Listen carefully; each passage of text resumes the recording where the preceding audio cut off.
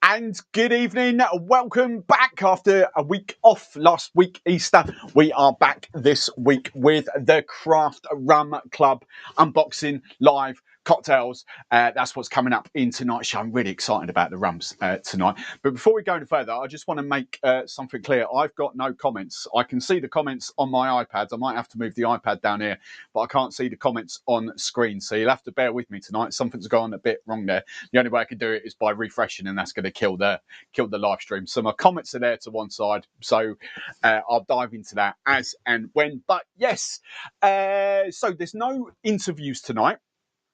Mainly because I didn't think Fads would come on, Paul. But Paul, we did do that sort of, what was it? It was about an hour and 15 minutes talk that he did a couple of weeks ago. That went live on my other channel.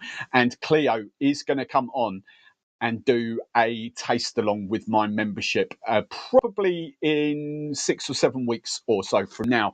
So that'll be fun because Cleo's got three, so Diablesse, we'll talk about the rums in a minute, but Cleo's got three rums. She's got kind of like a blended Caribbean rum. She's got a spiced rum, the Clementine rum, and this rum that we're going to be talking about tonight. So I'm going to talk you a bit through about the rums. I can give you the basic sort of knowledge about them, but we're going to be doing some cocktails. We're going to start off with a little bit of cocktail inspiration, and then we're going to go through the magazine, the cocktails in there. There's some really good, some bangers in there this month.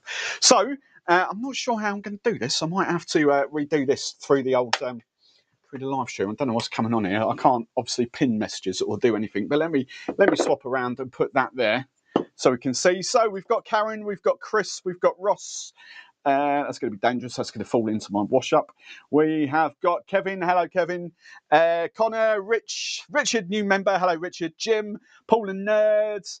Who else has commented? Andy B. Brilliant, brilliant, brilliant. So I'm just going to crack on with this. As I say, if you've got questions, you're going to have to put them in capital letters because I ain't going to see. This is tiny, as you will see down there. Absolutely tiny down there. So yeah, I don't know why I can't see the comments. I can't even, as I say, the only way I can do it is, I don't know what would that do? No, see, comments will display here. There's nothing coming out. I can't do the whole, hang on. No, I can't do the whole chat pop out thing. It's already started, which is a bit annoying. But hey ho, I can sort of see there. So anything I miss, kind of shout at me, and we'll try and come back. So Craft Rum Club this month. Let's get rid of the box. We don't need the box anymore. I have to say, I'm going to give Donna a big clap because I think, and this might go down the wrong way, but I think this is two of the best rums that the Craft Rum Club have had in quite a few months. And sorry to the other rum brands that have been on here and the other rums, but I think this, that's on screen, isn't it? We don't want that on screen. There we go. That can. Perfect. There we go. I think these two are absolute. Bearing in mind the demographic, the target market for the Craft Rum Club, I think these two rums are superb. So let's give you. I've still got this camera on down here. Let's give you this sort of little close up. So that's the first one. That's in the spiced rum box this month.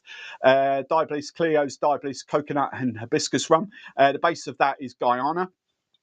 Hang on, what's that? You're on the TV. Donna's got me on the TV. And then we're going OFTD, which we'll talk about that in a minute. It's brand Plantation, as you can see. You can see I'm nicely stashed up with Plantation. There we go. We've gone old school. So let's come back. So now the reason I think these will be great rums is simply because the talk about Cleo's Diablesse, I don't think that'll be on too many people's radars. And that's no offence to Cleo, but I don't think she does a lot. If you're local to Manchester, I'm pretty damn convinced you would have heard of Diablesse rum. But if you're sort of out, especially down my neck of the woods, maybe a little bit in London, but anywhere out of the big major cities where the gang don't really get, I don't think you would have heard too much of it. I don't know. That's just my thing. But I've known way before COVID when the Clementine spiced rum launched. That was one of the first spiced rums I did on this channel years ago. So yeah, we've got a little sample of that. I'll take you through the what else came in here. But then the OFTD. Now, I think Plantation is a fantastic brand that most beginners entry level into rum will have had. However, I don't think many will have had this rum. And this is actually one of my favourites in the bottom two ranges, like the bartender. So this is in the classic bartender range, and then you've got the sort of signature range.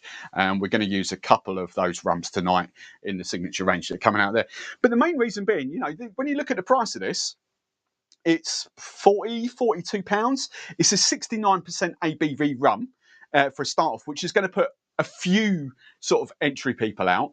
But price-wise, when you think about it, because you're never going to use that, you're never going to do like a 25ml shot for a 25ml shot or a 60ml shot for a 60ml shot. That's just not what it's designed for. You're going to debate to work it into equivalent sort of size-wise. You're basically paying 40 quid for effectively just over a litre's worth of normal 40-45% booze. So it's actually quite a decent price. It's just expensive for the bottle, if you know what I mean. If you're a beginner, if you're looking, you know, if you're a beginner, you're talking 25, 30 pound rums. So to jump up to some 40 and 69% ABV is quite a hefty whack. So I'm really impressed with this month's rums. They're two rums that I know really, really well. I've had plenty of samples of that. Interestingly, I haven't made too many drinks with this because it's always been tastings that I've had when out. I've never had a bottle of this to play with. So we're gonna have some fun with this. So where should we start? Let's just say hello. Make sure, as I say, for all those guys who've just joined me, I haven't got the chat on screen there for some reason. It's not working, so the chat is on my iPad there. So if you need me for anything, capital letters, so it really pops out. Otherwise, I'm not going to see it because the font is minuscule on here. All right, so I'm just going to go with the flow. I'm just going to go have cocktails and have some fun on my own. So where should we start? Let's go Cleo's Diablesse first. So, as I say, the base of this particular rum, I think I haven't even looked actually. I'm assuming it's Guyana. I should have actually looked. I'm pretty damn sure it's Guyana rum in the base of this. Yeah, there we go. Base of that. It's a Guyana rum in the base of her spiced rum as well. But the normal rum in her range, I think it's actually a blend of Foursquare, Guyana, and one other, I think. Maybe Jamaica? Maybe. So I think it's actually a blend of 3 Caribbean rums in it. It's actually pretty decent. This stuff, you know, I do from time to time. I do love my fun and fruity stuff, and you know, this is the first drink I'm going to make with it. We'll do the mixes of what came with the. Oh yeah, by the way, big. Hang on, let's get these out because I've been munching on these. These are the snacks that came in this month's box. Popcorn shed, red velvet, and chocolate orange. Mummy Barman's already given her seal of approval of these, so if you see me chomping, that's what I'm chomping on throughout the live stream. They're really, really good. So, yeah, as I say, Guyana rum, flavoured up with coconut and hibiscus. You know, you don't mistake those two flavours in there at all. It's quite light, it's quite delicate. I've put the thumbnail, as you would have seen, for tiki cocktails, and I think this will make, it's not bold and punchy tiki cocktails like this one will do, but I think like the first one that's going to come out to play is the daiquiri for this. I've never done this as a daiquiri, so I'm looking forward to doing it. But, you know, it is lovely, fresh, floral, fragrant, coconut and hibiscus. We all love a coconut rum. So, you know, what's not to love about this? 38% ABV, not too sweet in the grand scheme of things. You know, sweetness scale, I would put it under the, I was going to say I'd put it under the 10 out of 20 on my sort of spiced rum scale. It's got a bit of sweetness to it. Probably, I'll settle at about a 10 out of 20 in a moment, but it's not super sweet. It's not bamboo sweet. It's not Don Papa sweet or anything like that. There is a little bit of a spice tingle to it as well. You know, don't think it's just a sweet coconut rum. You have got a little bit of a spice tingle. And that's just You know, that's just going to be absolutely glorious. Let's, I'll do the mixes. I'll do the mixes because they're part of the cocktail, part of the magazine. Sorry, I've got both magazines. There's one up there and there. So I'll go through the mixes, but I just really want to try this as a daiquiri first off. So I think this has got daiquiri rum written all over it. Let's go UK. There we go. So I'm going to do, you know, if you're new, if you're just watching this for the first time, you know, daiquiri, with these sort of rums, daiquiris all over. You know, it's amazing sort of this. So we're going for a double bubble of, let's leave the lid off that. Double bubble of that. We'll go single bubble of lime juice. So I'm gonna do like a 2-1/2 sort of thing for this.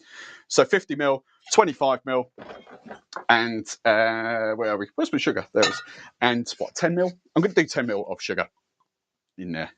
Give it a good shake. You know, daiquiris are all about the hard, fast shake. Proper ice cold, proper welly. I've got the big chunky ice out tonight.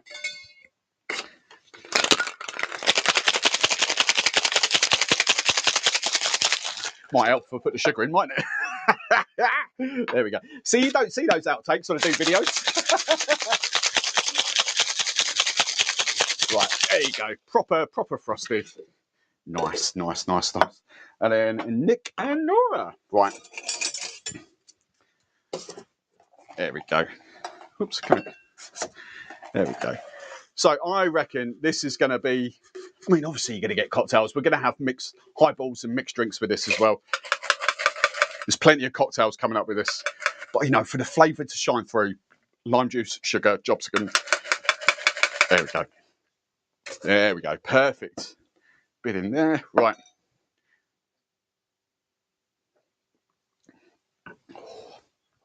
Wow. I tell you, the coconut is actually dialed back in that. It's the hibiscus that comes forward in the daiquiri. That's delicious. Really, really like that. Genius. Right, any comments? Any comments? No, I can't see anything. There's nothing in capital letters, so that's fine. As I say, if you've just joined me, I can't see the comments on screen down there. I'm having to look from time to time on my iPad. I'm really sorry, but that's just how tonight's going to go. I'm out of breath already. I haven't done this for 2 weeks. Right. So that's that. I'm going to do one of my own with I'm going to talk through the OFTD now. We're going to sort of jump backwards and forwards between these two rums to keep both audiences entertained and interested. I'm going to go real rum to spiced rum. Is that real rum? Should I saw that? I shouldn't say real rum. We're going to go unflavoured rum to flavoured rum throughout the evening. There we go. Right. Let's put those down there. So that's the first, you know, if you got me a bottle of this, you know, my first thought, without even a question, would be a daiquiri. Maybe even a mojito. Something where the rum just really, really shines through without too much of a heavy influence of other flavours. That, for me, is what this sort of rum is all about. Oh, that's really, really good. You could maybe use, just to amp it up slightly more, instead of the normal sugar syrup, you could go hibiscus sort of, or sorrel syrup or something like that to kind of amp that even more. But that is really delicate, really, really delicious, really delicate, light and floral, that sort of stuff. So we'll come back to that in a couple of minutes. And let's talk about my friend OFTD. I flipping love this stuff. In fact, I might actually... We might have, oh no, I've still got a bit in there. We might have bottle kill of that one first before I open that one. So OFTD, you've heard me say this time and time again. It doesn't stand for old-fashioned traditional dark on the bottle. It actually stands for, oh, that's delicious. Generally true story. We'll talk about what it's come through, and I'll zoom into these guys in a minute. But it's just that one of these guys stood up when they were blending it together and went, oh, that's where the name come from. Genuinely true story. That's what it's all about. So what is it? What is OFTD? It's kind of launched 2016, 2017, something like that. There was a previous version of this that had Trinidad rum in it, but they kind of reblended. They got, for some, I don't know why. I don't know why Plantation sort of did away with the Trinidad rums, but they had a different version of OD. They had a different, I think they had a different version of the white as well back then. I think they did, but basically kind of reblended the rums and sort of the overproof version of this that definitely had a Trinidad rum. So they reblended and they wanted to create something different. Now, this isn't designed, as you might guess from the ABV, this isn't designed as a neat sipping rum. That's not to say you can't sip it neat, but the whole purpose for this rum was the sort of tiki cocktails, was that kind of blend, you know, to work in your Mai Tais and your dark and stormies, those kind of drinks. They wanted to create like in the US, you've got, I've obviously never had it, but you've got rums like Hamilton and things like that, which are like the ultimate sort of tiki rums. And this is kind of, you know, where this kind of went. This was the line. This was why it was created by Alexander Gabriel. So basically he got his mates together. Let's zoom in so you can sort of see the guys in here. You'll recognise one face if you've watched the video. Right, this one here. Can we see this? There we go. So you can see the guys in there. So you can see straight away, I'll talk you through who they are in a second. You can see, but when I do, you'll see why I say this is a cocktail rum. Because you've got Beach Bum Berry, you've got Martin Kate, you've got Paul McFadden's, which you would have seen a couple of weeks ago on my live stream. You've got I forgot his name now. What's his name? Paul McGee. That's it. Sorry, Paul McGee, famous tiki cocktail bartender who's up in Chicago now, I think, in the US. You've got Scotty from Dirty Dicks in Paris, and then Dave Wondrich. Now Dave Wondrich, if you're a whiskey fan, you'll 100% know who Dave is. Dave is like a very well-renowned whiskey writer, rum writer. I wouldn't say reviewer, but kind of writer. Let's come back at it. And the bottom one is Alexander Gabriel. So you can see, and obviously for those of you that don't know who Martin Kate is obviously the author of Smuggler's Cove, which you can't see on screen, but it's down there. So you can see straight away that collection, that group of people that Alexandra, I should say, locked away to sort of create this rum, the emphasis is on tiki cocktails. Paul McFadden is, you know, at the end of the day, a bartender. He used to own Trader Happiness back in the day, you know, down in London. So all these people have come together to create this rum. And this is what this is all about. So basically the story is Alex locked them in a room for a day, a few days, whatever. They had loads of different samples, loads of different blends to come through. And then I think they actually said it was one of the last blends they tried. Don't hold me to that, but I think the story is it's one of the last blends they sort of tasted. And who I don't actually know. I think it was Paul McGee that stood up and went, oh, that's it. But I don't actually know who actually stood up and exclaimed where the name came from. But that is what the rum is all about. So to taste it, you know, it is. And the thing that's kind of different with this, with some sort of how could I put it? How could I phrase it? You know, when you get multi-island blends, for instance, most of them contain, if they're going to contain your Barbados rum, they actually contain Foursquare. Whereas this obviously doesn't. This is obviously WIRD, Plantation, because they own, or Maison France own WIRD, West Indies Rum Distillery. So you've got a blend of pots, I think it's pot still, from WIRD. Yeah, I think it's pot and column, actually. I think it's both stills that's in there. You've got pot from Long Pond in there. I think it's Long Pond, not Clarendon, but pot still from Long Pond. And then you've got the Guyana in there as well, Port Morant. So it's big Port Morant sort of influence in here. But 69% ABV. You know, on the nose, big, huge sort of chocolate notes on the nose. You get a little bit of spice, a little bit of fruit, sort of that dried fruit, but it's kind of like a sweet, what should I call it? A sweet kind of chocolate vibe to the nose. Smell, I mean, I flipping love this stuff.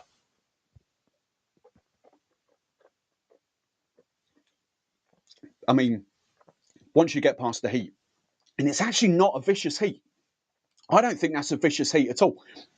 I've generally got, it's unsweetened as well. Many people think all plantation rums are sweetened up. There's zero dosage in this at all. This is just as it is rum. You know, I don't think it's not sweet at all. But I think what I was going to say is I've got feistier, sort of 54.5% rums behind me.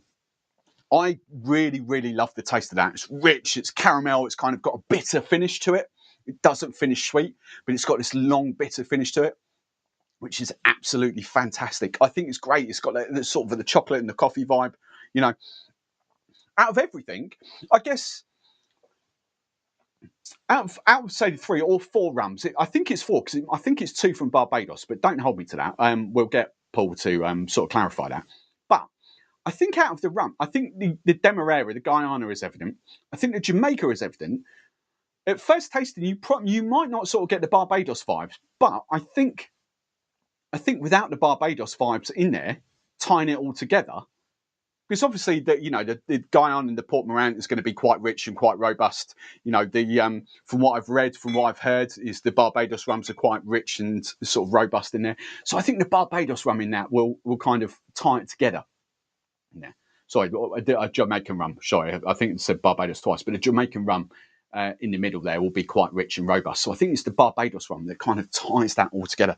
But don't let, once you get past the ABV, and I know this will be a stretch for newbies and beginners and stuff like that, but once you get past the ABV on this, it is delicious. It's absolutely delicious. It finishes so different to a lot of rums. So what was I going to do with this? My instant head was going to go Mai Tai, but then I realised the Mai Tai's in the book. So we're going to do the Mai Tai. I'm actually going to do... Oh, that's so good. It's so tasty. Really, really, really good. Really tasty. I wouldn't do a daiquiri with that. The Dark and Stormy is coming out because that's one of the mixes with the Craft Rum Club. So that's coming in a second. So I've got a choice of the Painkiller or the Hurricane. I potentially... I'm going to do the Hurricane, I think, because I've got the sort of stuff out here. So we're going to go passion fruit puree. I'm just going to do sort of a stand. I'm not going to go the full whack on this, but come here. Cap's sort of gone. So the Hurricane's just simply rum, passion fruit, lime, but kind of like you always want a dark rum for this. God, that cap's going to annoy me, isn't it? There we go. Right. So 25. There we go. 25 ml of passion fruit puree. That's unsweetened passion fruit puree as well. 25 ml of lime juice. And then if this was, say, 40% ABV, 45% ABV, you would go double. So you would do a 50 ml. But for this, I'm just going to do about 30 to 35 ml.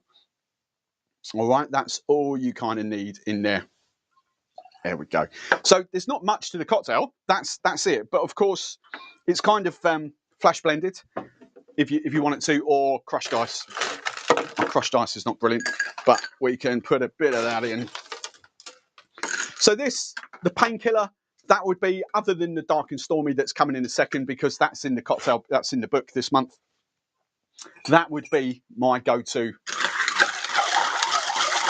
cocktails for that. And of course, the Hurricane, if you were back in Tiki World, would be sort of a fashionola syrup, which is passion fruit puree, essentially, or passion fruit syrup with maybe pomegranate, some say sort of red berries, raspberries, stuff like that.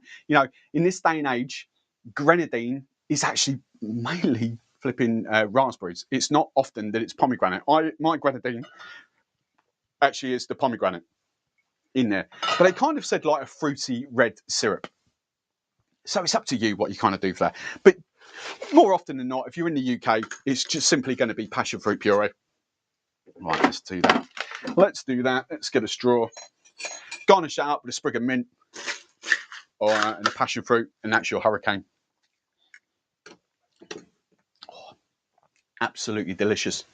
You don't lose the rum at all, obviously. The lemon juice, beautifully balanced. There's that. I actually don't need any sweetness in that. There's no sugar in that. The passion fruit puree and that funk in this stuff is 90% passion fruit, 10% sugar. It's not a 50-50 blend or anything like that. I think that's a stunning drink. I flipping love that. So there were my two inspirations for those two rums. But there's so much more you could do with them. We're going to go through the magazine now. Don't know why I'm pointing over there. We're going to go through that and kind of focus on the mixes that came with the box this month. But it's just, I generally think these are brilliant, brilliant rums. for this. I think they're absolutely fantastic choice this month. So, any questions? Running late. Blah blah blah blah blah. No, I can't see. No.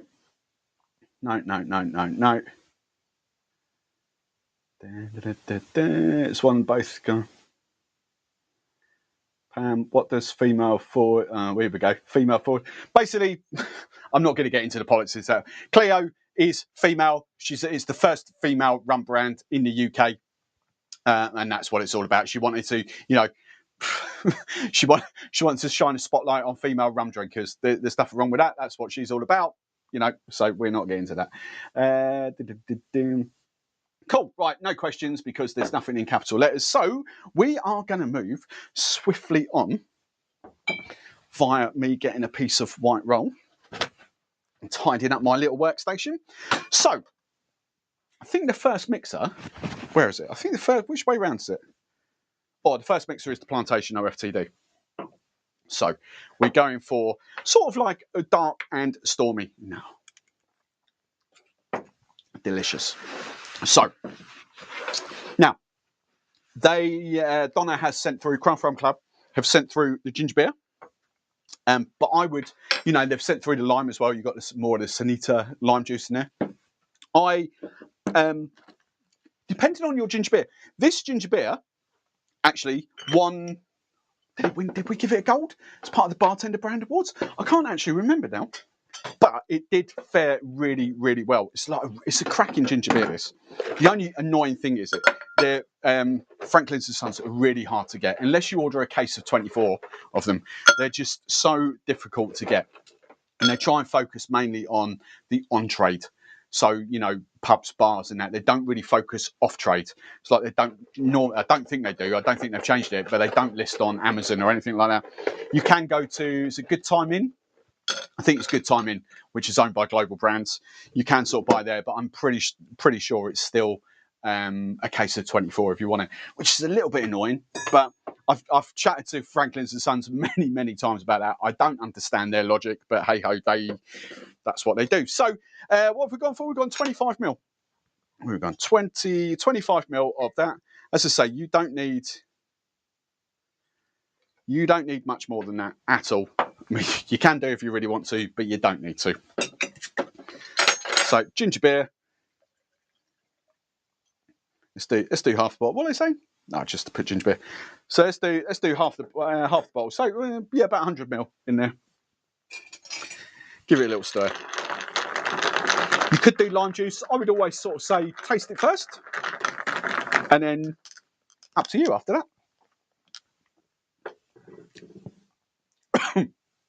The fizz when the gas went down the wrong hole. It's a lovely ginger beer. Actually, 25 ml and half a bottle of that, the rum's not actually that forward in it.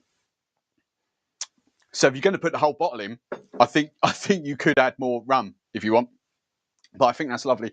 And just to turn it into a dark and stormy, just a little squirt of lime juice in there. And let's go Angostura bitters. Let's keep it. So Angostura bitters. There we go. Right. You know, and that kind of turns you into a dark and stormy. It's fantastic. It's a fantastic drink. If I could handle more gas, I would drink lots more sort of rum and ginger beer. I've got my spiced Stratfords. We've restocked. Katie and Dan, we've restocked. We've got the new Stratford soda spiced in there, but a cinnamon forward with a hint of ginger. You know, this stuff is just fantastic. Really great mixer that. Right. Again, happily drink that all night. Right.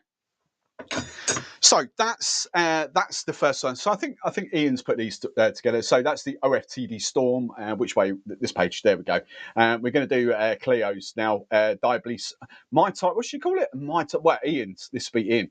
Diablesse Mai Tai Ball. We're going on there. I think this is what the Clementine. We've got a pouch of the Clementine spiced rum in there as well. So we can go. Let's put that over there. We can go back to the Diablesse. Right, I'm not going to use those. Let's put those to one side. Let's put that down there. Lovely. We're making room. Right. So, where are we going? We're still down here. This is a highball. So this is the other, this is a really decent rum mixer as well. Hang on, I need to give you... There we go. We've rocked this out a few times before. Pineapple and almond soda. Not sweet to you guys. So soda needs translating in UK and US. Soda in the US means sweet. Soda in the UK doesn't. Generally, when you see soda in the UK, it's kind of like an unsweetened mixer, if you like. But when you see soda in the US, it can refer to your Cokes, your Pepsis, your Fantas and all that. They're generally classed as sodas. So don't think, you US guys, don't think that is sweet. All right, that's just a lovely sort of, well, I wouldn't say oomph in pineapple forward, but it's got a lovely sort of pineapple taste with a subtle, very subtle hint of almond in there. So it's a really, really good rum. Basically, it's not going to overshadow the rum that you kind of pick. It kind of complements as opposed to overshadows, if you like. So we are going to make, I can make this straight in the glass, can't I?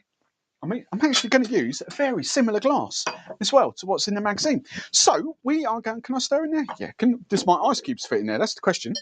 Oh yeah, just, there we go. Right, just about got my breath back now. Woo, let's do that. Right, daiquiri got me straight away doing it. So we are going to go for 25ml of the coconut and hibiscus rum. There we go. I potentially would have done this. Actually, I've got 2 bottles. I'm going to try this, he says. Let's do it. Let's do it. Let's do it. We'll do it in a second. I want to try that with that just on its own. But we've got 25ml of the hibiscus. We've got the clementine spiced rum in here. And we're going to do 25ml of this as well. Boom. There we go. So we've got both of Cleo's rums in there. There we go, 25ml. It's actually really nice. Right, 5ml of lime juice. There we go. 5ml of lime juice and 200ml of this stuff. 200ml. Again, I don't know about the 200. 200ml will be, lovely, light and all that. I'm not going to get 200ml in there. I'm going to go half the bottle to start off with. Not even half the bottle. We've got about a third of a bottle. There we go. Pineapple leaves, slice of pineapple. Yeah, lovely. There we go. Perfect. Right.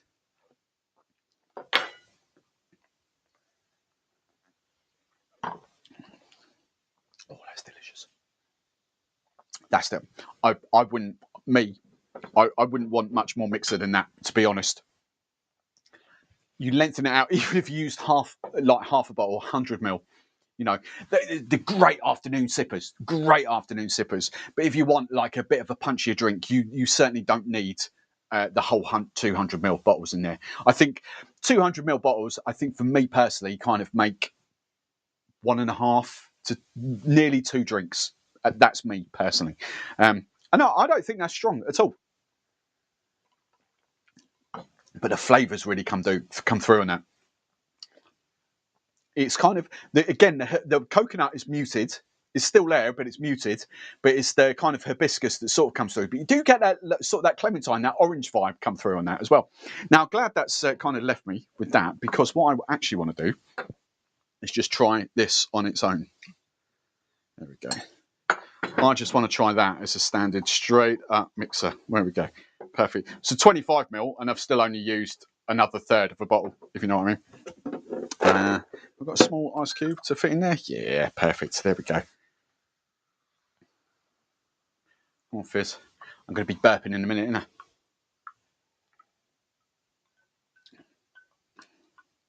Oh, that's lovely.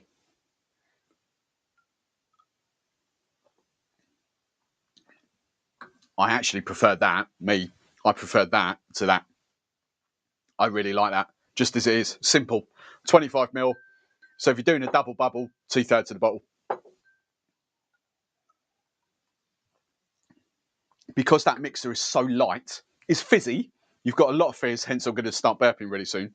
But because it's so light in flavour, it's not like a pineapple. When I say pineapple, I've got one here to hand. When I say pineapple mixer, yeah, I've got this one. You know, it's nowhere near that level of sweetness. You know, that's like really in your face pineapple sweetness, pineapple forward, if you know what I mean. This is just like delicate, stripped back. It's designed to complement rums as opposed to, as I say, it's supposed to overshadow them. So that's the two kind of mixes, if you like, the simple serves that you get with the magazine. Where's it gone? What have I done with it? Have I chugged it? No, I haven't. It's there. So you've got that with that and the ginger. We've got another bottle of ginger. Where's it? There we go. And that. And then you've got that and that. They are the two highballs of the month. And that fantastic highballs, party drinks. There's the gas coming. You know, you rock those out Saturday afternoon, Sunday lunchtime.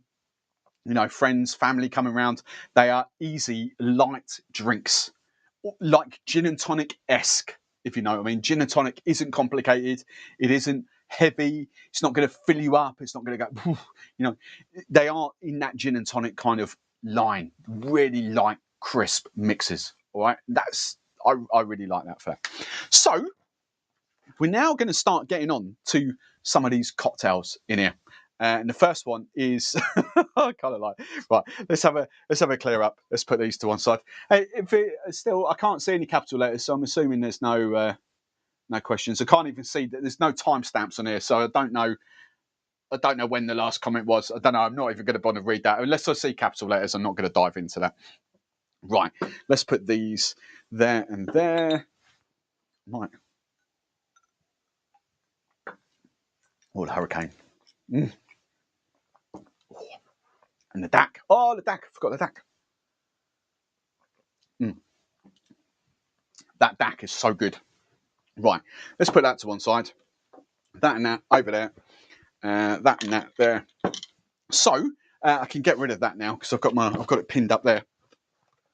So this one is OPTD. I'll pluck. I love what I've done there. I'll pluck. That's delicious. And this is kind of how many ingredients we've got in here? 1, 2, 3, 4, 5, 6, 7, 8, 9. This is 9 ingredient beast. And I think I've got the Plantation cup here somewhere. Where's the Plantation? There it is. There it is.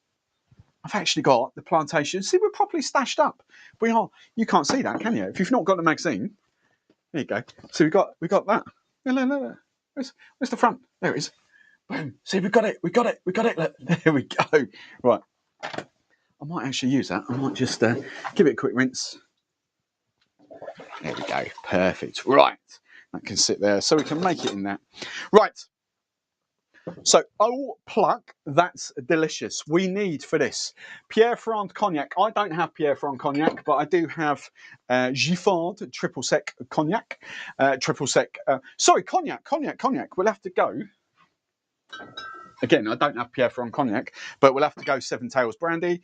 We don't have the Pierre Ferrand dry orange curacao. We have Giffard triple sec curacao out there. Fresh orange juice. Lime juice and lemon juice. So hang on, let's get this back out. Lime juice, lemon juice, pineapple syrup.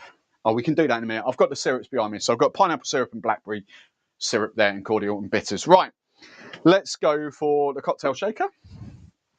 Washed up, there we go, in the bin.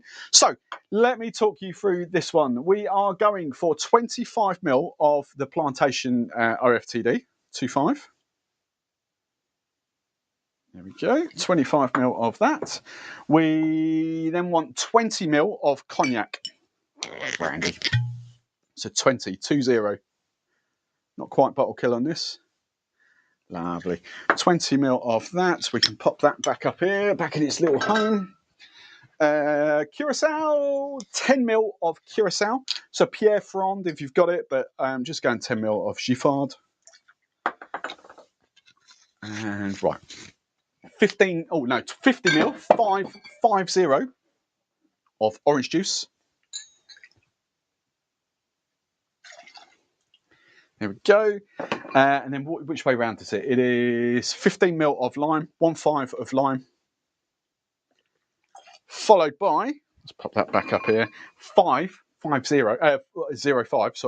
mil of lemon juice. Right, and then we want 15 mil of pineapple syrup. Pineapple, got it on morning. So 15 mil, half an ounce of pineapple syrup. Lovely. And what is it? It's 15 mil of blackberry cordial. But I've obviously got, all cordial really is flipping syrup anyway. So I have got, if I can see it, he says, I know I've got it. It'll be blatantly staring at me right in the face. There it is, right next to the pineapple. We've got blackberry syrup there. So we want 15 mil of blackberry syrup. 1.5. There we go. And what was it? Bitters, wasn't it? Angostura bitters. 2 dashes of Angostura bitters. Japanese dash bottle, slightly smaller dashes than what you get out of an Angostura bottle. So I'm going to go 3. All right. 1, 2, 3. Right. Ice, baby. Shaky. Ice or blended? Made in large batches. Oh, large batches in a punch bowl. But we'll shake. Real shaky. This way again. This way I'm going to get out of breath again, isn't it?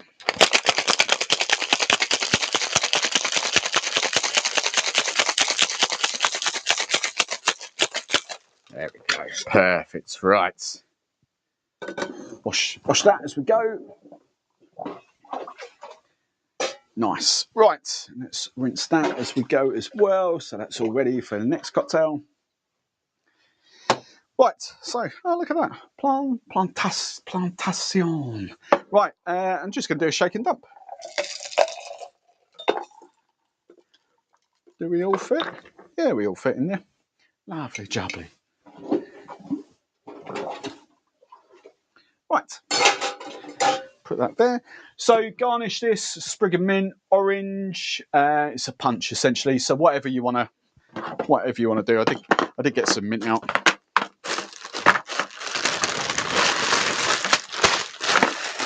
There we go.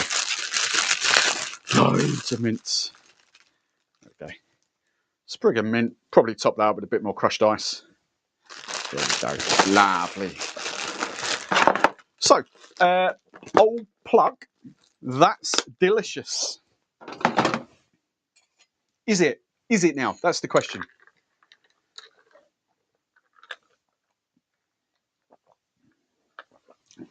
Oh, that is. That's really tasty.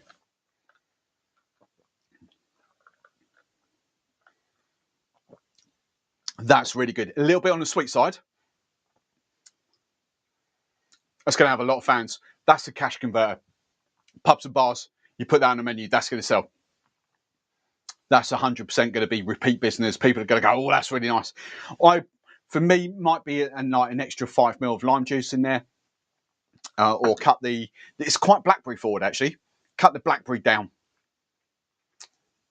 The blackberry kind of a little bit overshadows the pineapple for me in there. But yeah, that's tasty. Oh, I like that. A big fan of that. Right. Do that.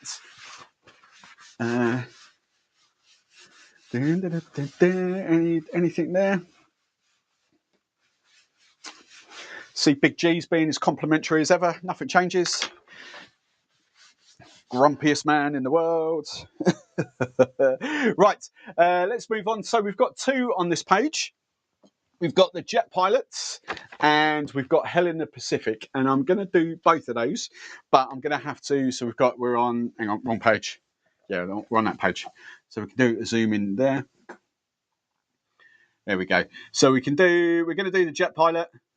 Not in that glass because I've just used it in the tiki mug.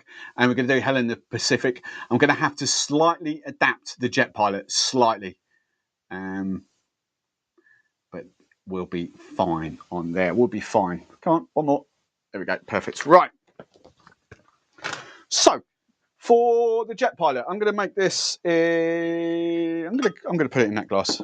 Jet pilot's going to go in there. We want Plantation 5-year-old, the Barbados.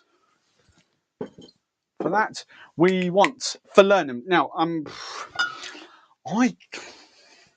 it's going to be a controversial shout. I can't see. I don't know who's come up with this recipe, but I can't see Team Plantation using.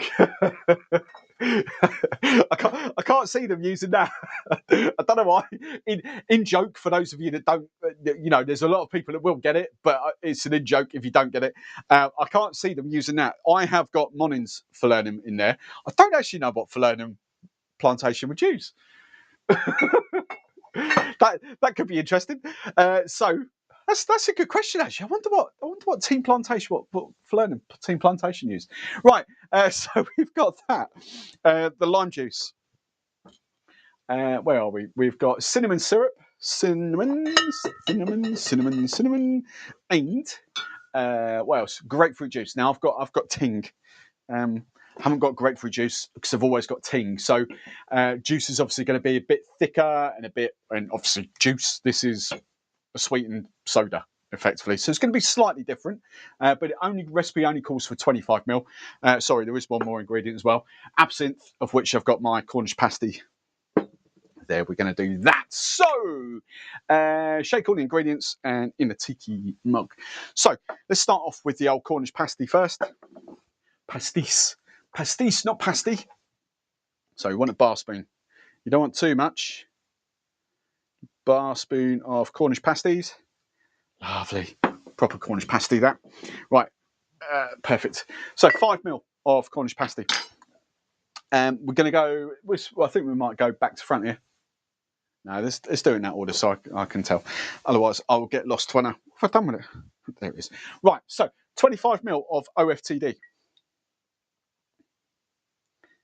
There we go, 25 ml of that. We nearly got bottle kill on that one. 25 ml of 5-year-old, yeah. Plantation 5 is obviously referring to the Barbados 5-year-old. So we're going 25 ml of the Barbados. In there, lovely jubbly. That can go back on there. Falernum. Now 20 ml of Falernum. 20 ml of this and 12.5 ml of cinnamon syrup. Bearing in mind they're both. To be fair, even this is sweet. Even though it's a liqueur, it is sweet. It's just not thick sweet like that. But I am going to adjust the recipe just very slightly. I'm not going to do 20 ml of syrup. I'm going to do. I don't want to take the cinnamon down too much. I'm going to chance my arm at 15. It might be too sweet, but I'm going to go at 15 ml of Monins Falernum. So instead of 20, 15. It might be too sweet, but we shall see. So do that. Cinnamon syrup, 12.5 ml of cinnamon syrup. I know what I can do just to balance it. It's very, very slightly. What is it, 12.5? Yeah, 12.5 of cinnamon. And then the recipe in your book, in your magazine, calls for 20 ml of lime juice. I'm just going to up that slightly. All right, 22.5 ml. You might think the extra 2.5 won't make that much difference, but it might do with using the Monin instead of the Velvet Falernum, JD Taylor's. 25 ml. I'm not going to shake that. I'll come back to that. I was thinking 25 ml. Can I risk shaking it? I could do, but I won't. Where's the bottom? There we go. Right, power shake.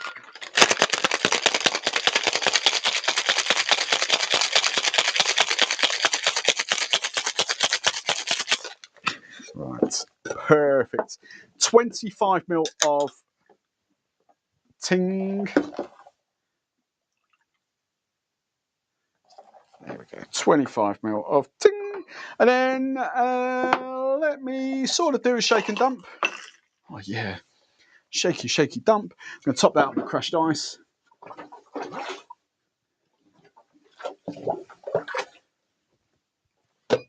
Lovely. Bit of crushed ice on top. What I garnish? What's that garnish with? Oh, and a garnish. a garnish. We might as well get more mint out, might we? We might. A garnish is mint. Look at that. Finally get decent mint back in stock. There we go. Right. So jet pilot with this slight difference.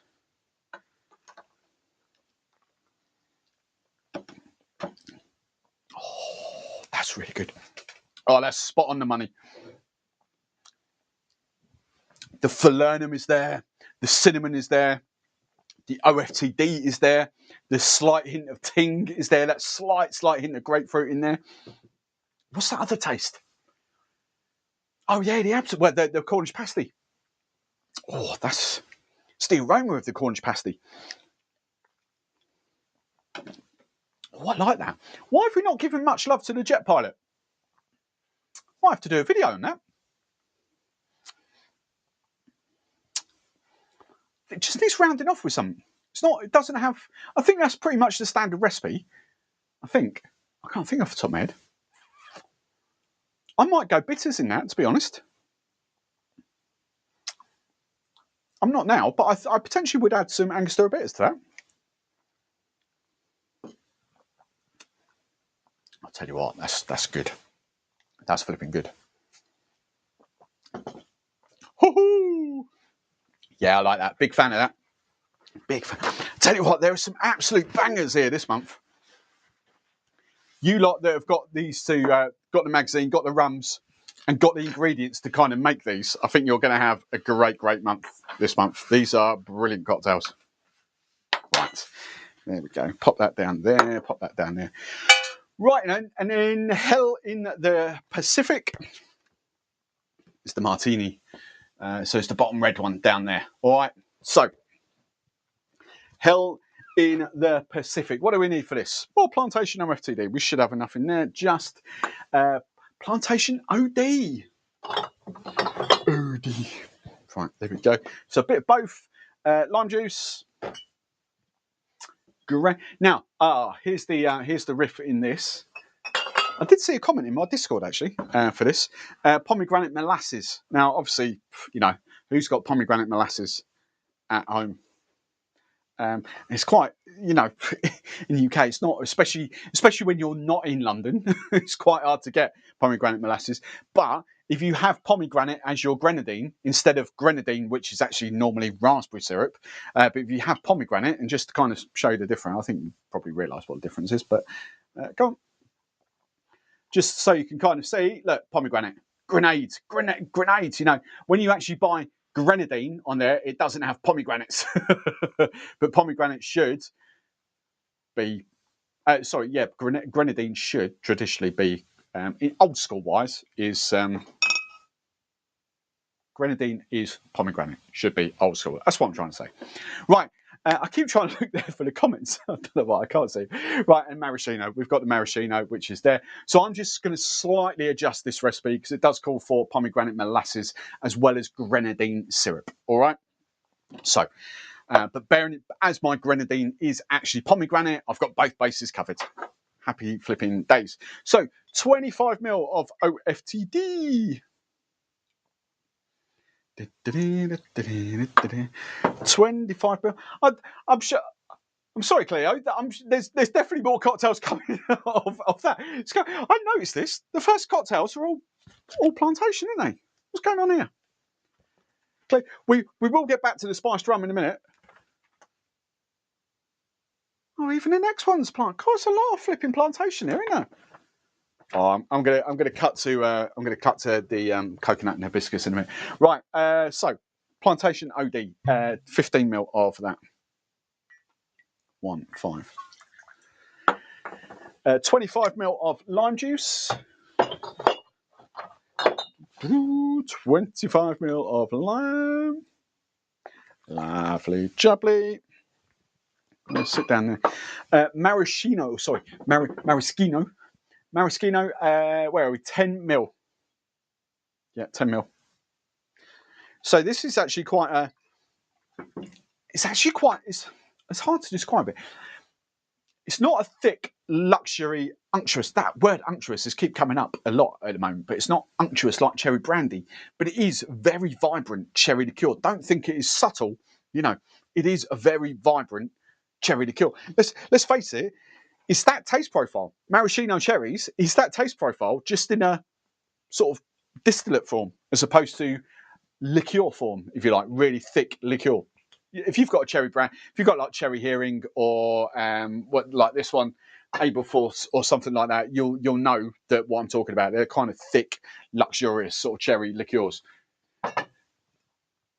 Right, we've got that. Now it wants 15 ml of grenadine syrup and 5 pomegranate molasses. So I'm just going to do 15 ml of my grenadine because I think that should cover the bases. There we go. Right. Yeah, ice. Lovely, jubbly. And this is going to get served up in. Let's go for that. My tiki. We've still never worked out why they call that a Mai Tai. Tiki Mai Tai. I've never understood that. It's a flipping coupe. Mai Tai's always served with ice. You know, it's a coupe. I don't know why that Libby from the US actually call that a Mai Tai. Don't know. No idea. No idea. Right, ice.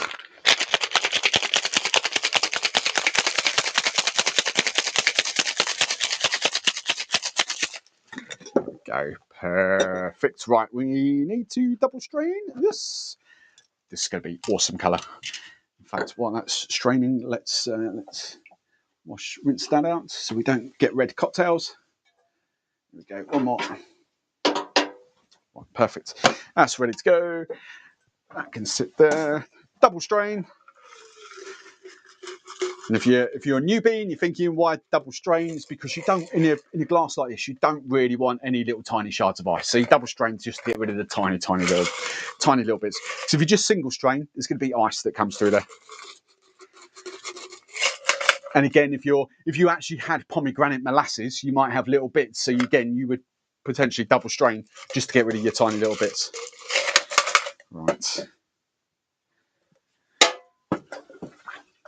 Rinse that. Rinse that. Garnish for this is a cherry on a stick and an orange peel.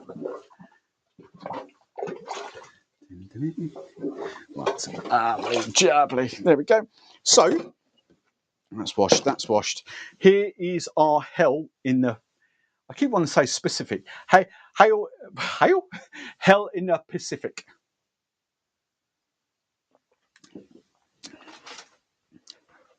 Ooh. Oh, that's very different.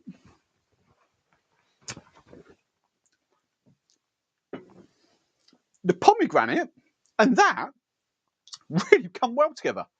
I wouldn't say I get too much of the cherry. The cherry's obviously doing something in it, but I don't actually taste the profile of the cherry. What else have I got in there? It's not really. It's just cherry. So your two big tastes in there are pomegranate and that rum.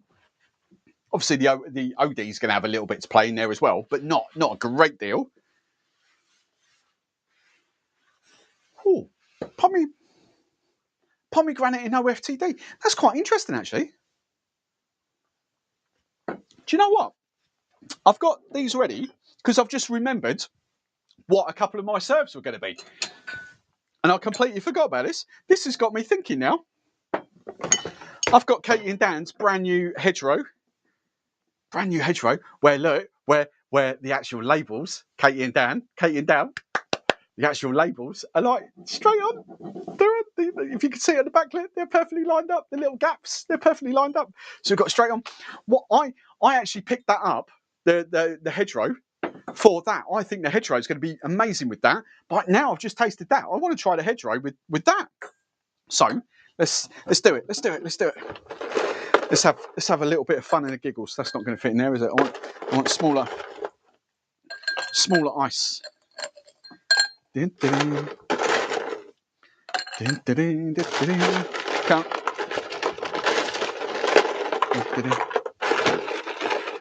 I have to say, when I'm not worried about the comments on the screen, I have more fun.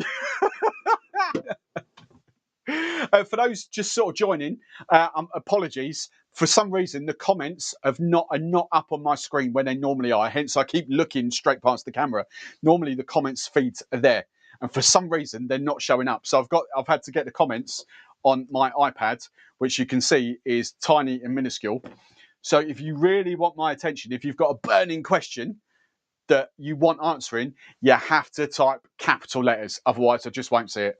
And I'm not really scrolling through those anyway. But, you know, if you've got something, if you want my attention, capital letters on there so I at least see it. So we're going to swap over to, I'm going to ignore the next Plantation cocktail just for a couple of minutes. I want to go back to this. I hadn't realised it was like 3-4 in a row there of Plantation. So where's we going? Let's do 25 ml of that.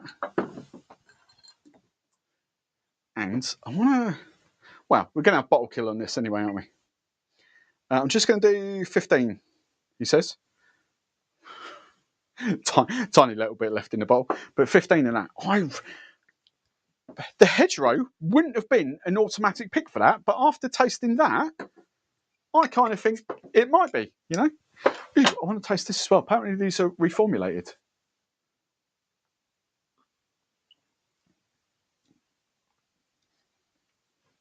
Still tastes the blackberry and rose, if you ask me. Ooh, still, the rose might be a bit more punchier. I don't know whether that's just me. Katie and Dan, I don't know whether you're watching. Can you just, I'll scroll back through because I'll see the comments tomorrow. I'll message you, to be fair. Can you just tell me if the rose is more amplified in this recipe? Interesting. Right. I think these are back off screen. I think that's going to play a blinder. Right, let's just try that. So this is Cleo's, the Diablesse coconut and hibiscus with the hedgerow. Oh, that's strong. Lengthen out a little bit.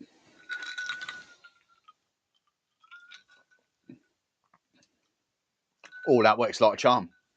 Oh, that's tasty. I have got exclusively that hasn't gone out, apparently, according to Kate.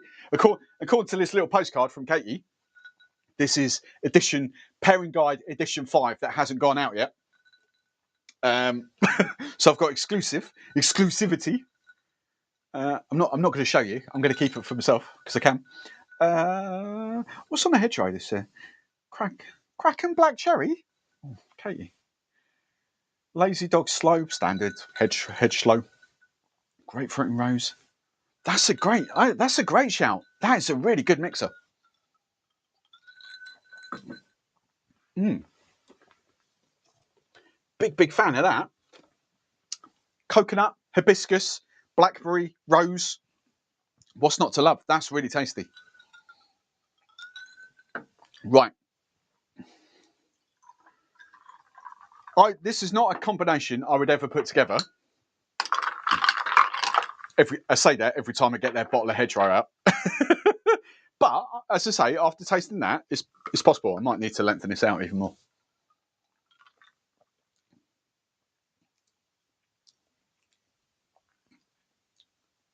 Wow, light bulb moment. I need to go down a whole dark rum rabbit hole with this now. Oh, I really like that. Why have I never... Am I just having a mental block here? Why have I never thought of putting dark rums with the hedgerow? I suppose Katie has with the crack and black cherry, but it's black cherry forward. You know, it's not dark rum, is it? But I've never thought of that. That's flipping tasty.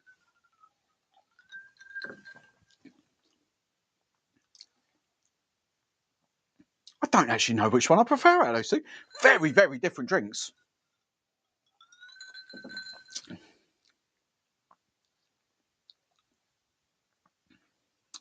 you know what? Every time I taste that hedgerow with a different rum, it really opens my eyes out. For some reason, I just don't comprehend rum, even though I like the bramble gin-based cocktail, but with rum, especially like, well, my actual go-to for the bramble is like claret. like that. I've not tried too many agricoles or anything with it, but I kind of like that Clarendon. It was kind of the first rum I picked to do something different. Now the bramble is actually kind of, it's obviously gin, lemon, sugar, blackberry. Swap it out for rum and that. I've just, for some unknown reason, I've just never comprehended that hedgerow with a dark rum. But that works really, really well.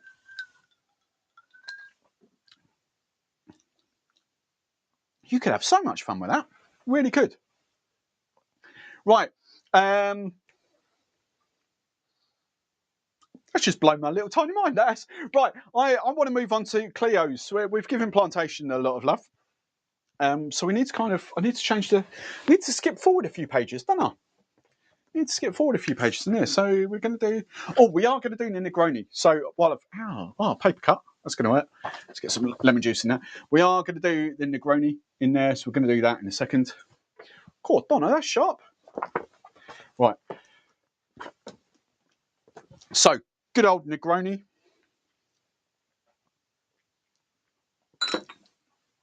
Tell you what I'll do. I'm going to give a little bit of love to my membership. They don't deserve it. You know, the stick they give me. But a little bit.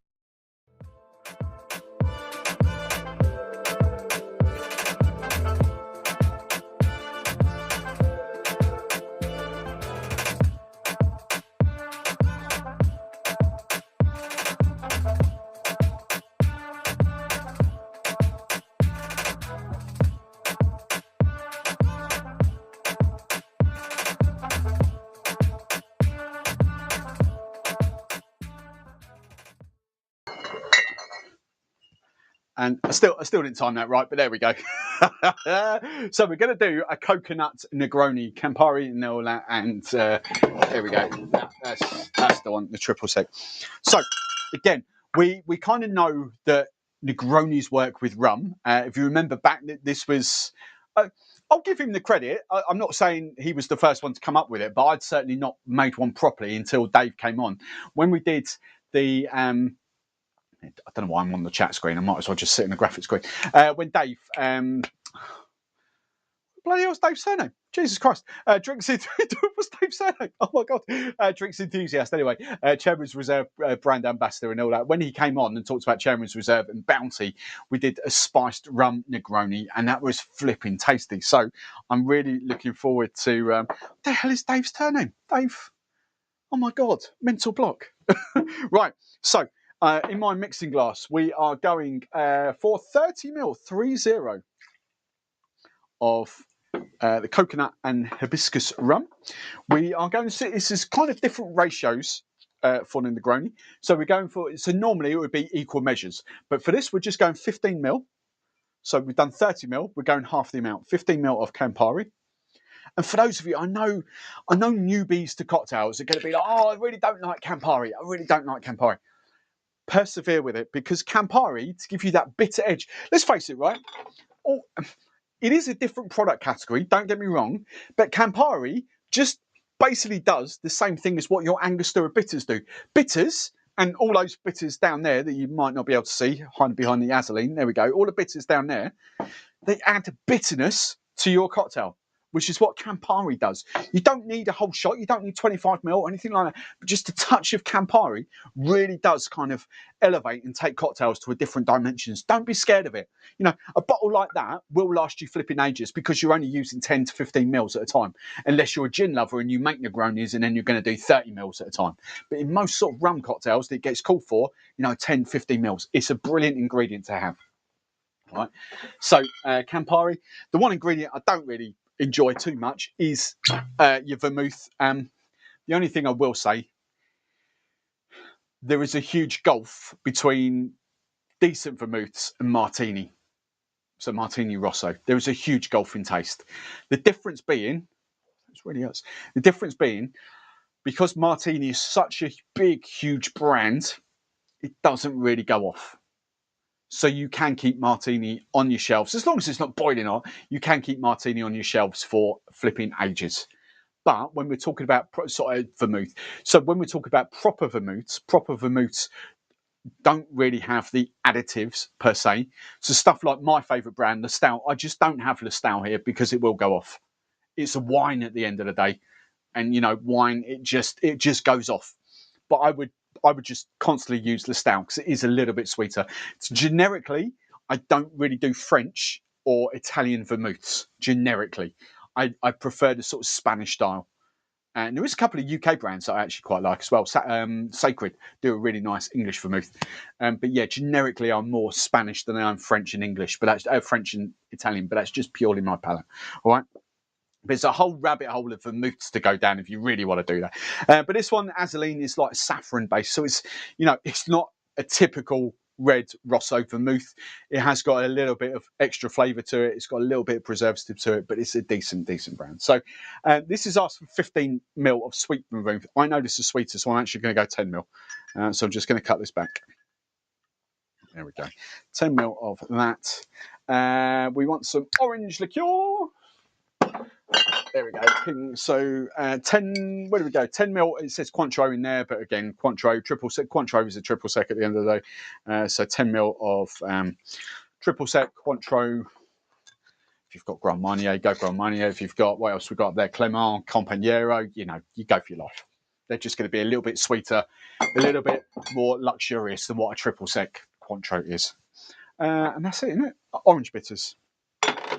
I've given Angostura a lot of love tonight, so let's give Miss Bitters. Let's give Sam some love. Right, orange bitters. There we go. Perfect. One. Let's just do a bit too much. There we go. Two. Perfect. Right. Orange bitters. So this is you don't stir because there's no juice, there's no citrus or anything like that. You don't stir this down. This is you don't shake this down. This is just a stirred cocktail. We'll start off with 2 ice cubes for a second. So you're just going to stir this down. Dave Marsland. Capital letters. See, I saw that straight away. How did I forget that? Sorry, Dave, if you watch. Oh, wow. I tell you, mental blocks. Mental blocks are brilliant by filming. Right.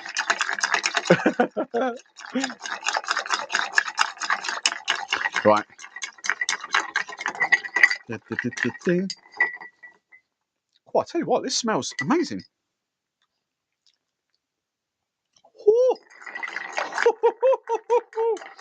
Oh, I like that. Oh, that's going to go in. So they've got it in a rocks glass, a tumbler. I have got a tumbler out, but I actually want to put this in a Nick and Nora glass, to be fair. I think this deserves a Nick and Nora glass. If I could get that in there. There we go. Amazing. We're kind of making it look like a Manhattan. And then garnish orange. Oh, that is delicious. That is really fantastic. Wow, that's a classy. That is beautifully balanced. The coconut, again, because it's not a sweet coconut, the hibiscus, is that facing forward yet? The hibiscus is there as well. The Campari just gives it that touch of bitterness. The orange bitters are in there. That do you know what? That is potentially, that's a big call. I was going to say potentially one of my favourites of the night.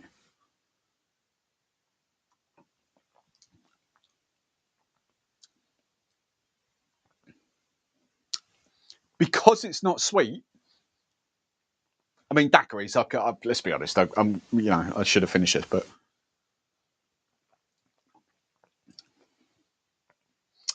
I'm still blown away by the whole OFTD and hedgerow, and actually that with hedgerow. But so I'm going to discount those because they are highballs. I'm talking cocktails now. Cocktails. That's actually one of my favourites of the night. That is stunning. I dare say it'll be quite bitter for a lot of you, especially those that really, really don't like Campari. If you really, really don't like Campari, at least try it with Aperol. Aperol won't give you the same vibe, but it's like an entry point. It's like a stepping stone.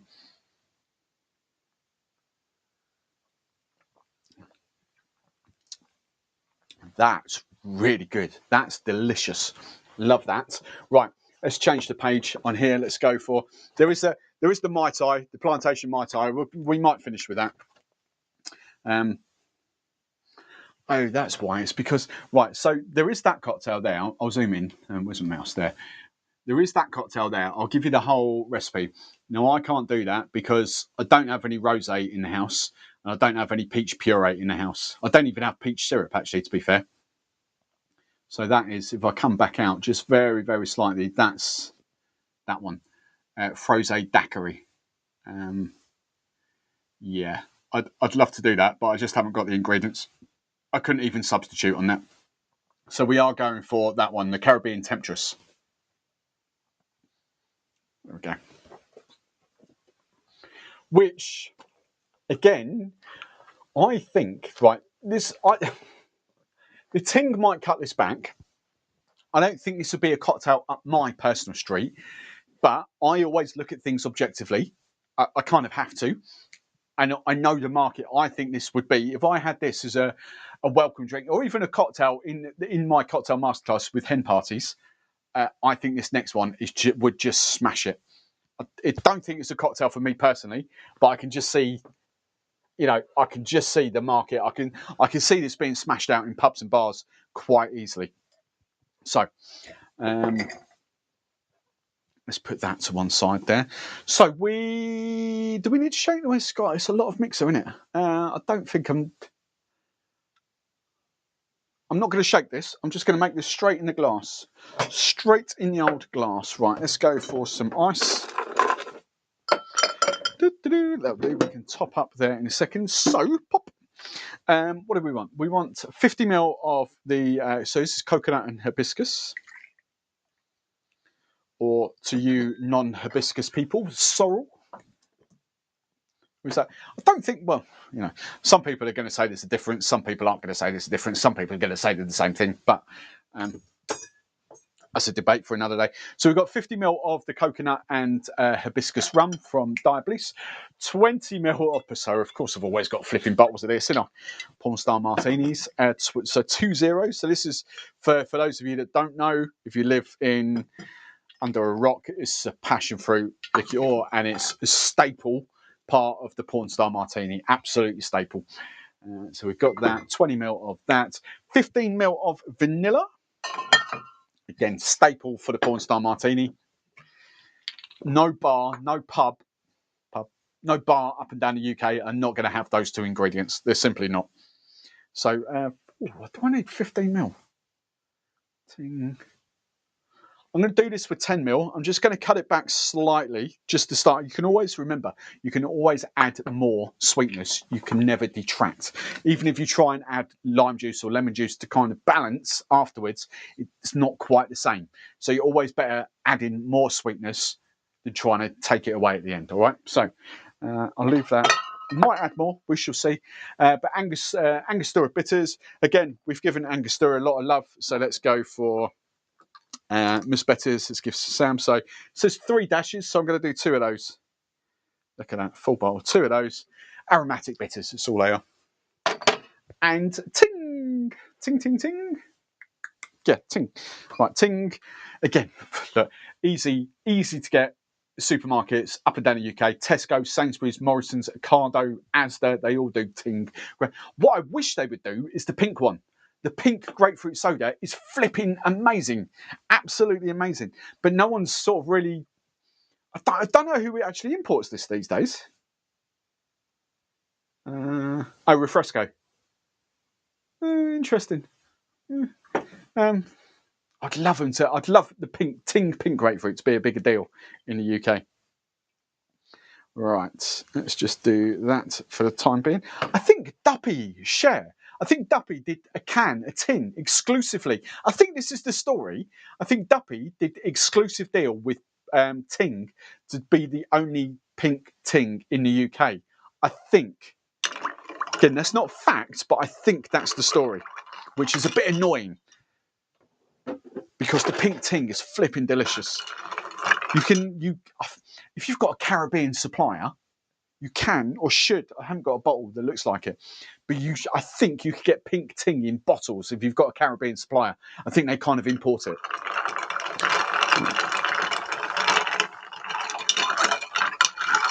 Right. Well, I don't know how sweet this is going to be, but we shall see.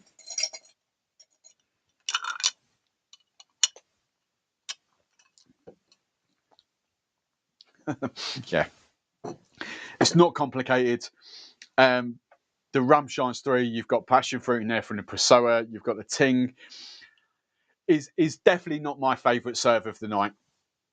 It's not even in the same realms as that as a drink. Not even close. But if you've got a pub or a bar, if you're throwing a party and you've got guests coming around, if you're doing a hen party cocktail masterclass, that's going to be the biggest one out of the lot that I've done with that by a mile. It really is. But, you know, drink wise for me, it's this one. So looking at my mixes, what else have I got? I've got tonic. I wanted to try that and tonic, actually. That was my other. I have got the rest of the Stratfords here. I think that. Don't know if to do that. Let's have a look at the comments for 2 seconds.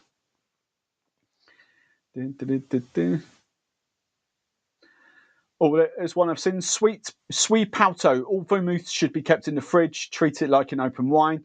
Yeah, kind of, except for the bigger brands that are mass produced that really don't go off. You know, it will take a long time for Martini and Shinzano to go off.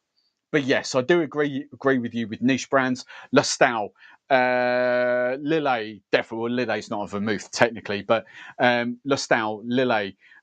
What else? What's the C one? Oh my god, mental blocks tonight. The French one beginning with C. They and Dolin as well. Sorry, the Italian one beginning with C. The French one is Dolin. All those, because they are proper vermouths, 100% keep in the fridge because they are wine. But the mass-produced ones, Martini, you never need to keep that in the fridge. Absolutely no. You know, and Shinzano, no, you really don't. Making a few cocktails and missing some of your content. That's all right, Mark. Oh, here we go. Here's Mr. Doom and Gloom. Oh my God, claret and blackberry. That's a criminal offence on Haiti. Where I don't know where are the tonto? I don't know even what you're talking about, G. I don't know, but I guarantee it. If on Haiti, if they tasted claret and blackberry, they'd flipping love it. You know. So just because you don't, you know, Big G's speaking for the whole of Haiti right now. You know, woo-hoo. So let's try. I want to try these two with that. I'm going to do it because we're going to have a big fun here. So no, Monster Ice. I need some smaller ice cubes. That'll do.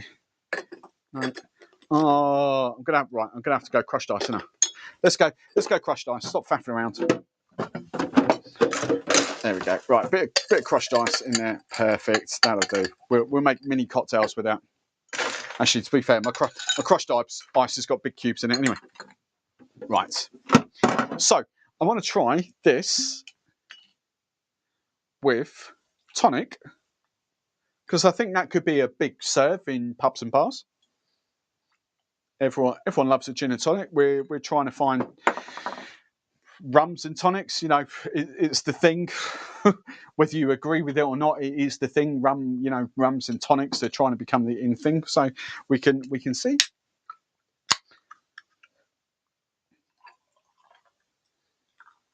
I've got loads of cans of the London Essence, so I'm trying to use it up. Otherwise, it'll just sit up there and go out of date. So Cleo's Diablesse coconut and hibiscus with tonic. Let's give us a proper stir. There we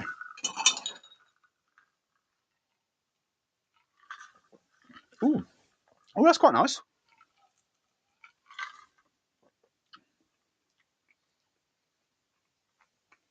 Oh, I like that. Oh, interesting.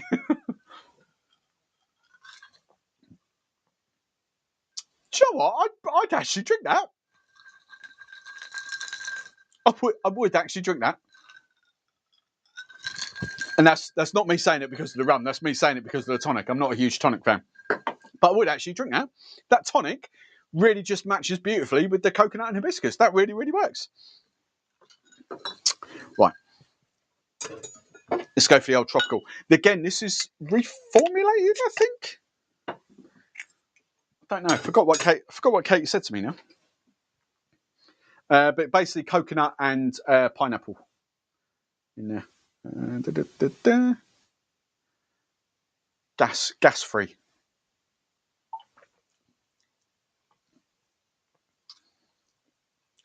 That tastes the same to me. Mind you, I hadn't had one for a few weeks, so I ran out.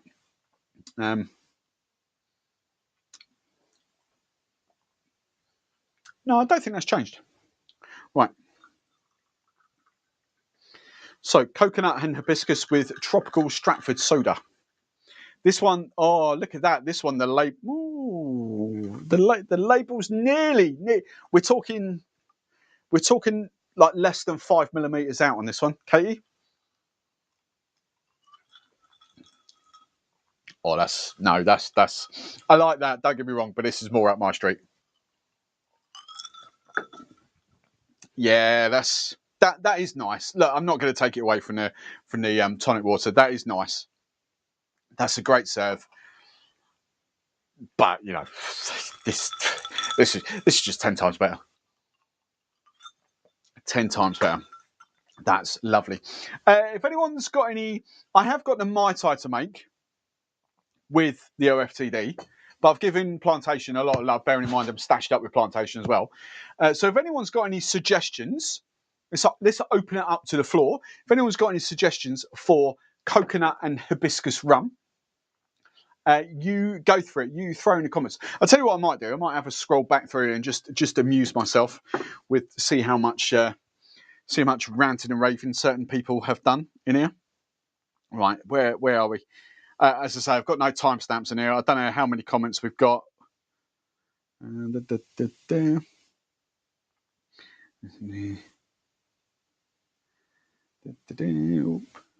Shadows.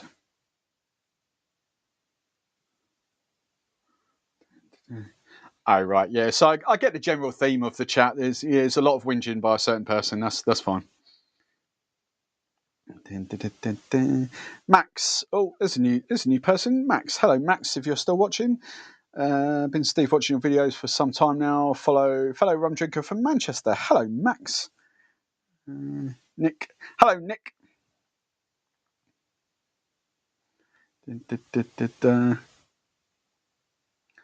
Oh, G, just settle down. Stop whinging.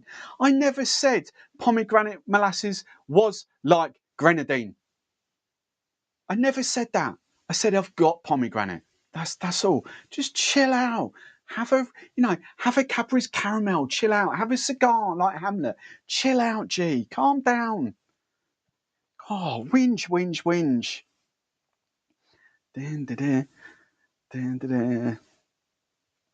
Katie, cheers, Pam. Just scrolling back to the end. Katie said new batch is always a bit punchier because it's fresh.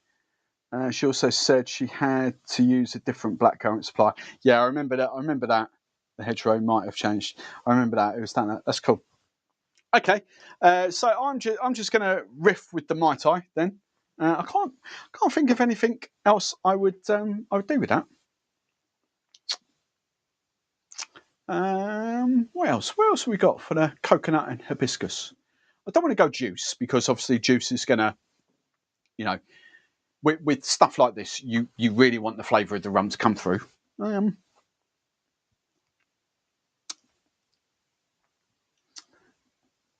can't think what else to go with.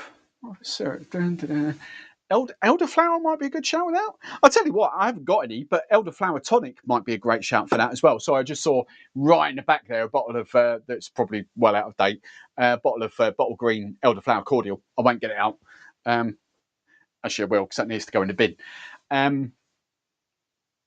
Elderflower liqueur. You got elderflower? Where's my? Must have elderflower liqueur somewhere, surely. Ginger. If I not got, hang on, yeah, it's there. Elderflower liqueur.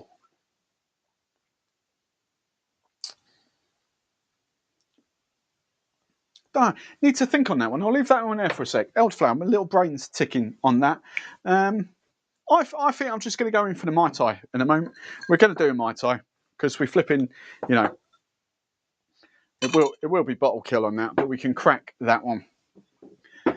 Something chocolate. Oh, Pam, that's interesting. Something chocolate with the Diablesse. The only chocolate.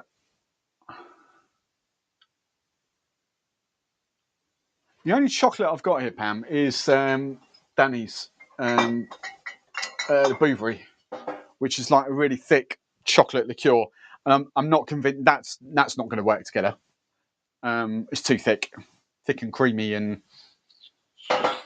like it's like a thicker version of Mozart, so I'm not even convinced that's going to work. Chocolate. If I had, it's what I need to get. I don't have them here, but I like a cacao, like a thinner. Like a thinner chocolate liqueur, like well, Giffard Bowls, De Kuyper or whatever, like a cacao, you know, just a thin liqueur.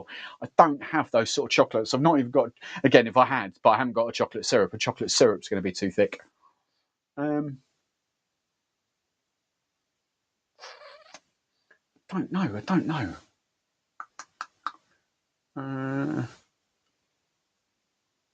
No, my little brain's gone. I haven't got anything. I'm looking at the Tequila Black as well, which is like a chocolate liqueur, but it's so thick in chocolate, it's not going to work too well. I really want like a cacao. I tell you, what would be ideal for that is like a white cacao blanc. Hi Steve, just bought a bottle of passion syrup. Any advice? Greetings from Norway. Chocolate bitters. Karen. Surely you have the chocolate syrup with Barcello. Karen's nailed it. Chocolate bitters. Chocolate syrup with Barcello.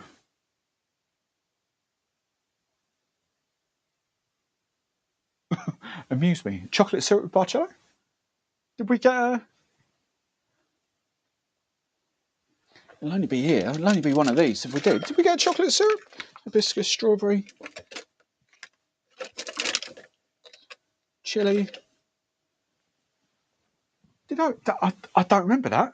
All the chocolate syrups, obviously, I did for drink stuff or at drink stuff. The only other place, I'm going to put my ugly mug in front of here. The only other place for chocolate, what's that? No, mint and agave. They need to come down here as well. No, chocolate bitters though. That's kind of what I got, but I'm not overly convinced they're going to be chocolate forward. I haven't even. The only other thing I've got is like Belgrove's hazelnut rum, but it's like hazelnut. I wouldn't put hazelnut with that either. Barcello tastes like chocolate. Add some. Oh, it's not that chocolate forward. It's a little bit, but it's not a huge chocolate forward. Dun, dun, dun, dun, dun.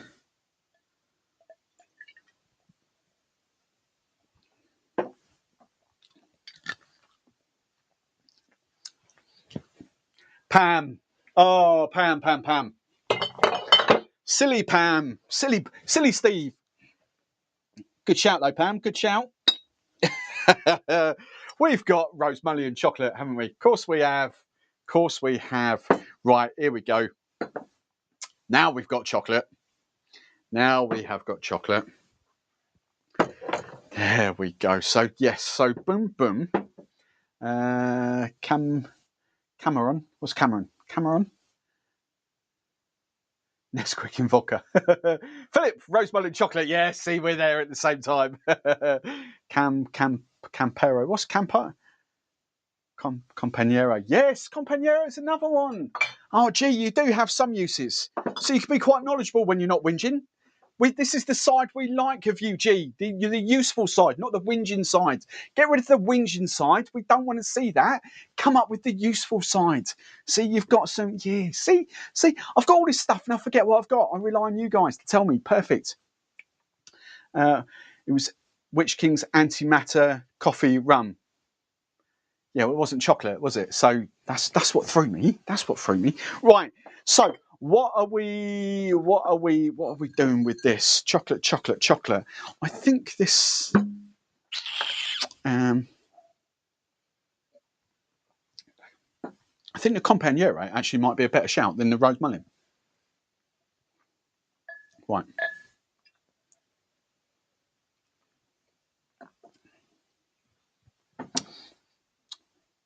Right. Let's go for a bit of giggles. Let's just work up. Let's just do. So I've got a little dribble in there. Let's just kind of work with these flavours to see what we get. What am I doing? Don't want that one, do we? Don't want that one. We want this one. Right. Let's just work with these two. Boom. Right. Let's see where we get on here. See what kind of flavour. Again, you don't want anything too flavourful as a mixer to kind of take away the taste. But that's delicious. Ooh, that's delicious on its own.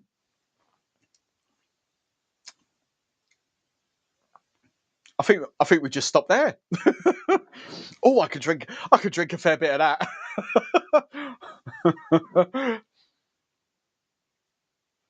Where we go? Mad scientist hat on now. It's this weird thing, Pam, right? When I'm in Discord, I get all the typos. I get them instantly. Right, so when I'm reading this stuff on Discord, I know exactly what you're talking about. On the live, for some reason, I think it's because my brain's trying to compute like 4 different things at once. When I'm on the live stream, I just cannot compute typos. It's just this weirdest thing. Discord, not a problem. The live comments, I'm reading them as is, and I've just not got a clue. I don't know. I can't tell you why. If you'd put that in Discord, I would have got you straight away. Absolutely. Hey, Paul, how are you? Milk for the mixer. No, no. I wouldn't put cream. I don't think. Yeah. This is me and probably personal head coming on here. I don't think that's punchy enough to punch through milk and cream and that sort of stuff. I can't see. Some people are like it. Don't get me wrong, but I personally, even trying to be objective, I personally can't see that as a milk and cream.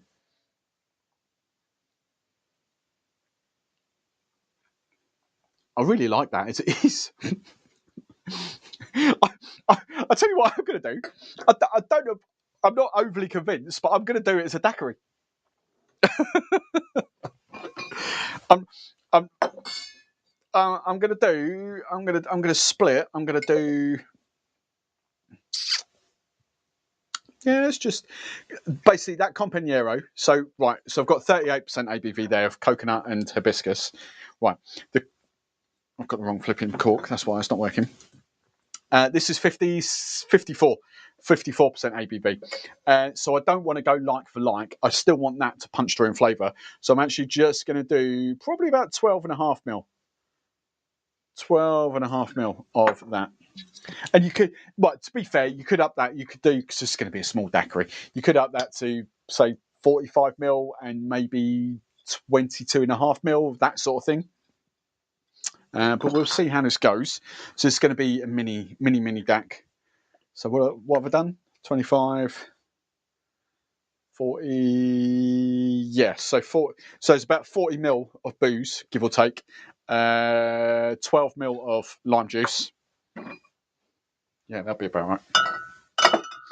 And sort of 7.5-ish sugar.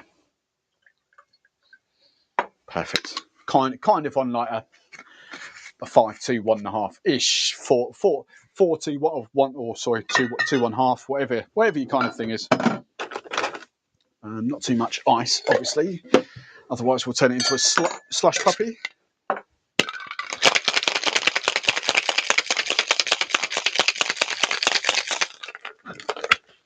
Right, do we need to fix that?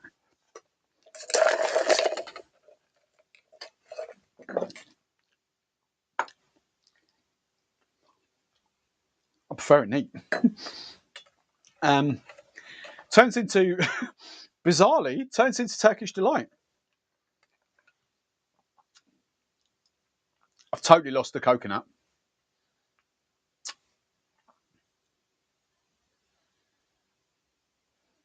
Yeah. It's not got that same profile as that.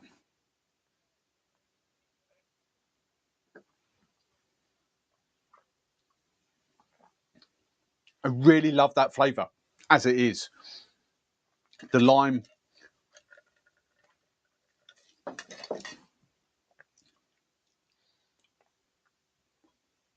The lime's just sort of killed the coconut.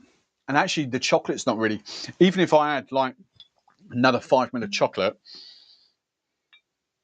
we can do this. Let's just add another 5 ml of chocolate.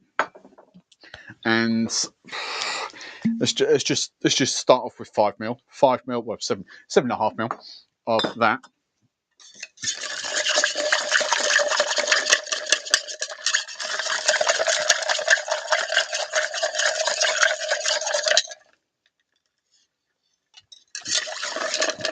Ooh, that's actually better. Ooh, that's coming together a bit more.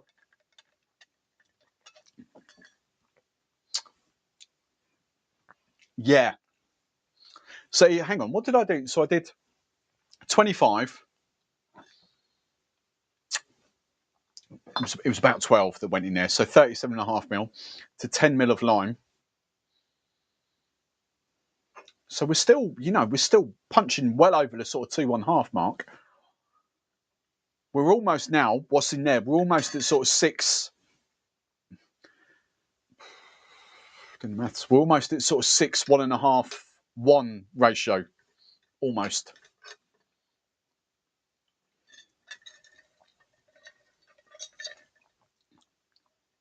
I still don't think that's.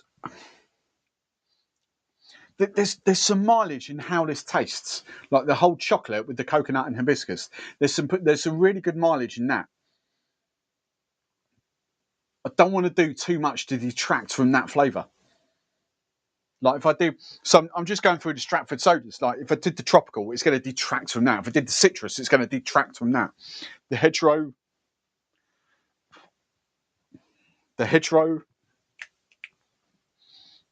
Let's just do another one. I've got some hedgerow left, innit? Chocolate with the hedgerow. That's going to be interesting, isn't it? So that's the DAC. Hang on. Let's keep that as the base. All right. Let's build this out. So right, 10. I'm just going to do that was like 12.5. But I'm going to try and keep this to 10. Right. Ice. I'll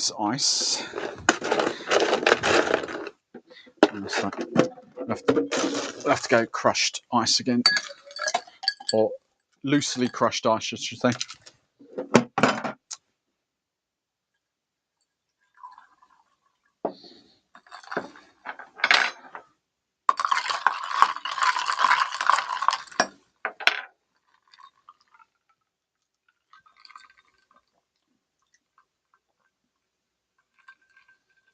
Like that.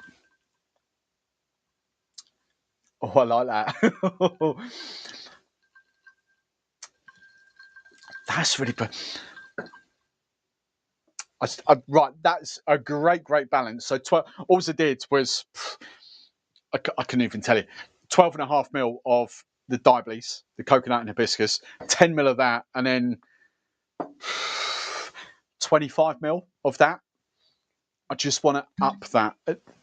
chocolate, just very, very slightly. 3.5, 4 mil.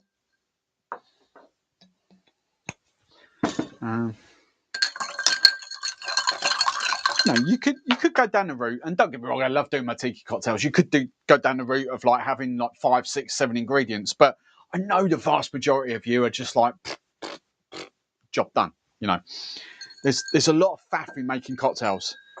If you could just find like a great highball, 3, maybe 4 ingredient highball, job done.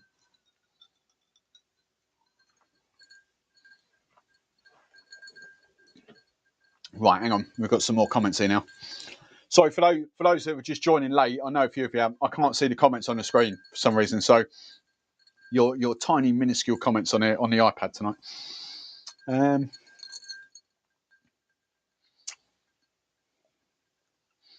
Didn't think it was work. Dak. Chocolate old fashioned. Why do I never think of an old fashioned? The thing is, though, who's that? Philip. It's Philip, isn't it? The thing is, Philip, you say a chocolate old fashioned. I don't. Right. So an old fashioned is adding sugar and bitters to that. So you're essentially drinking neat spirit. I don't want to detract from that. I don't think an old fashioned, rum fashioned, whatever you want to call it. I mean, you can do. If you don't drink neat spirits, by all means. But I don't think a rum fashioned, like the bitters and the sugar, actually adds anything to that. I think that is delicious on its own. But then I drink neat spirits. I don't want any more sweetness to that. I don't want any. So with an old fashioned, with a rum fashioned, old fashioned, whatever you want to call it, you're sweetening it up, and then you're adding bitters to bitter it to take it back down. But the bitters also add like depth of flavour. I'm not sure you really want. You could add chocolate bitters, but then you've got chocolate rum, so it's kind of like, I don't know. Bars would probably put it on a menu. People would probably drink it. When you can just pour that and that into a glass and get the same thing without the Angostura flavour, if you like, or without chocolate bitters. You know, why do you need to add chocolate bitters if you've got chocolate in there already? What other flavours could you add? Or we picked up cola. No, I wouldn't go cola. Pineapple, star anise. No. Banana. No. Interesting. Banana. No. I'm saying no. Banana. Coconut, hibiscus, chocolate, banana. I'm not even looking at the comments. I know G's just sitting there going, no. But in my head, I'm thinking, actually, do you know what? That's not a bad combo. I tell you what might be a good shout. The Mount Fuji, white peach, chrysanthemum, burdock, and yuzu.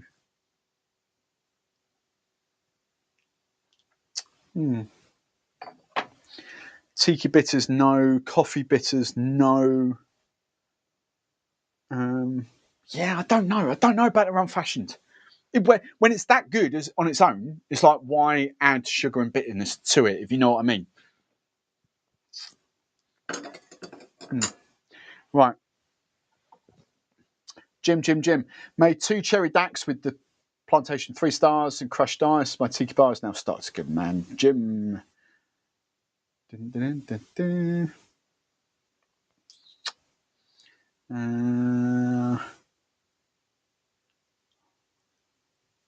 Nice one, Jim. G. What about going down the pineapple route? Works with passion fruit and coconut. You still got the orange. No, I've got the Stiggins. I like where your head's at. So get rid of the chocolate. So coconut hibiscus with sticks. Come on, sticks. Although just to put a smile on G's face, I think G, bearing in mind I have to do spiced rums and flavoured rums. I think so. This is me talking to Uncle G right now. G, by sugarcane 2 weeks has actually turned into a sugarcane month, maybe 5 weeks, maybe. Everything I do is going to be cane juice. The only things I'm struggling with, bearing in mind, I've got orange sorted, I've got a spiced rum sorted.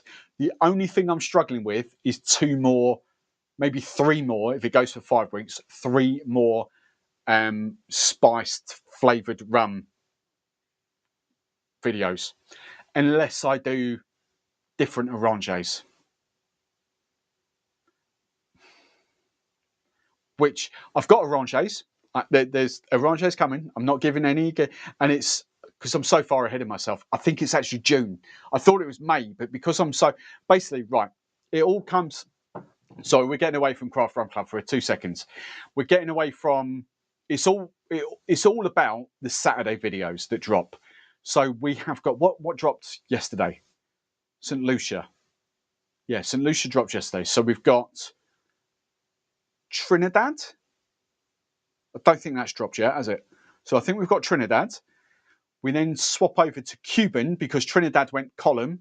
So in my head, column then went to, I know we need to get away from it, Spanish style. So we went Trinidad to Cuba. And that's what's confused me because I filmed that 6 weeks ago. So I was chatting to Pam about Cuba earlier. Yeah, so Cuba's done. Puerto Rico's done. Dominican Republic's done. I'm sure there's one more. Panama. So there we go. So you've got Trinidad, you've got Puerto Rico, Trinidad, Cuba, Puerto Rico, Dominican Republic, Panama. So you've got 5 more Saturdays, and then I do what is sugarcane video, and then we get into Mauritius, Martinique, Haiti. That's the 3 I've kind of planned. I'm not sure whether to do Reunion because Reunion is obviously a lot of molasses. That was a bombshell to me. I didn't realise Reunion is, what was it, 85% molasses? Didn't realise that. Fact checked as well. What am I missing? There's one more cane juice country. I'm not even talking Brazil. Cachaça I'm going to leave till right at the end. So what is cane juice? Martinique, Mauritius, Guadeloupe. And then, yeah, so there's going to be a whole cane juice month. So, yeah, all I'm struggling with is the spiced flavoured rum without kind of repeating myself, if you know what I mean. I don't want to do... So, the obvious oranges, for under 50 quid, Damiso and Arcane. They're the obvious ones. It's all about under 50 quid. So, and obviously the spiced, you can guess what the spiced is under 50 quid, but I'm kind of missing a couple of links there somewhere. But yeah, so let's go back. Yeah, Guadeloupe. Yeah, we're there. We're on there.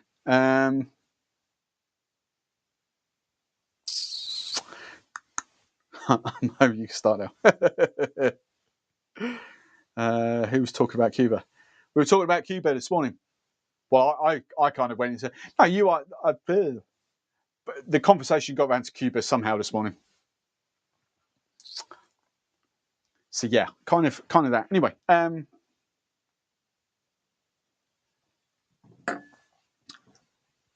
have to say that without doing those two, that and that is flipping delicious put together. Chocolate and that is flipping delicious neat.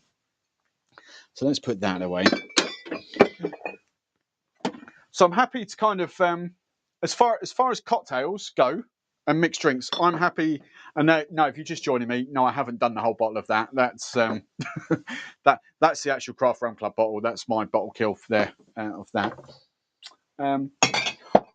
As I said right at the top, I think it's been a great month for the Craft Rum Club. I really, really do. You got, if you put your, I know I've got more experienced rum drinkers watching me. I get it, I know. But if you put your head, if you really be objective and you put your head and your mindset into the newbie, you know, someone that's been drinking rum for maybe 6 months, a year or so, if you know, some people that were coming from cracking, from bamboo and all that sort of stuff, I really do think these are brilliant choices this month. Big shout, big, well played, Donna. Cleo, as I've just said, we will get Cleo on for her, all 3 of her rums and do that. And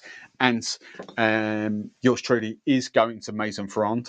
So there's going to be a whole lot of France plantation content dropping very soon. It will have to drop after sugarcane month.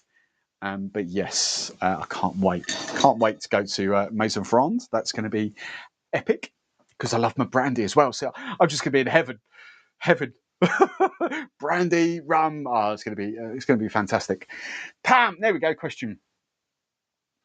Right, hang on, because we're chatting. Lol, Claire, maybe me, but we could have been you, Karen, same person. Over his head. Fine. Right, Karen, let's go to Pam. I don't know what you're talking about. Karen, if you can't remember having, like me mentioning the whole Cuban thing in the Guardiente and Destilado conversation to you this morning, and then you turned around to me and said, oh, I'm glad you dumbed that down. If you can't remember that conversation, there's something wrong. Right. Are you pissed? Right. Pam, what's happening with last month's Drink Stuff cocktail competition? Not a lot. Was there a competition? Did I actually say there was a competition? Because we dropped it as shorts, didn't we? I don't know. In all honesty, as I've said, you know, the whole reason we drop those as shorts is because, as I said to you guys, where Drink Stuff want me to take a very different kind of approach to what I do with them. So everything is more structured now.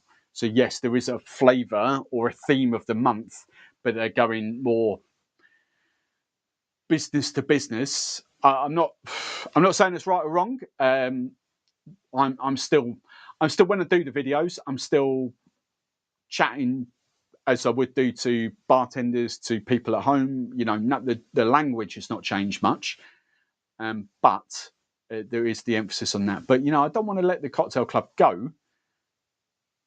But it's a very different. So I'm doing less video work. Basically, I'm filming 1 day a month instead of every week with Drink Stuff. Now I'm filming 1 day, but most of my work is actually blog content. So I'm writing a hell of a lot of blogs for Drink Stuff. So it's blog first, video to fit in the blog, and then kind of go from there. So yeah, it's different. But yeah, that's the whole reason. I forget what it was last month. What was last month? Apple. You know, it's the whole reason they dropped to shorts, and I didn't mention in every video do a competition or whatever. It was just recipes. So, no competition. I don't know at the moment. No, I haven't mentioned it. Just watch this space. Watch this space.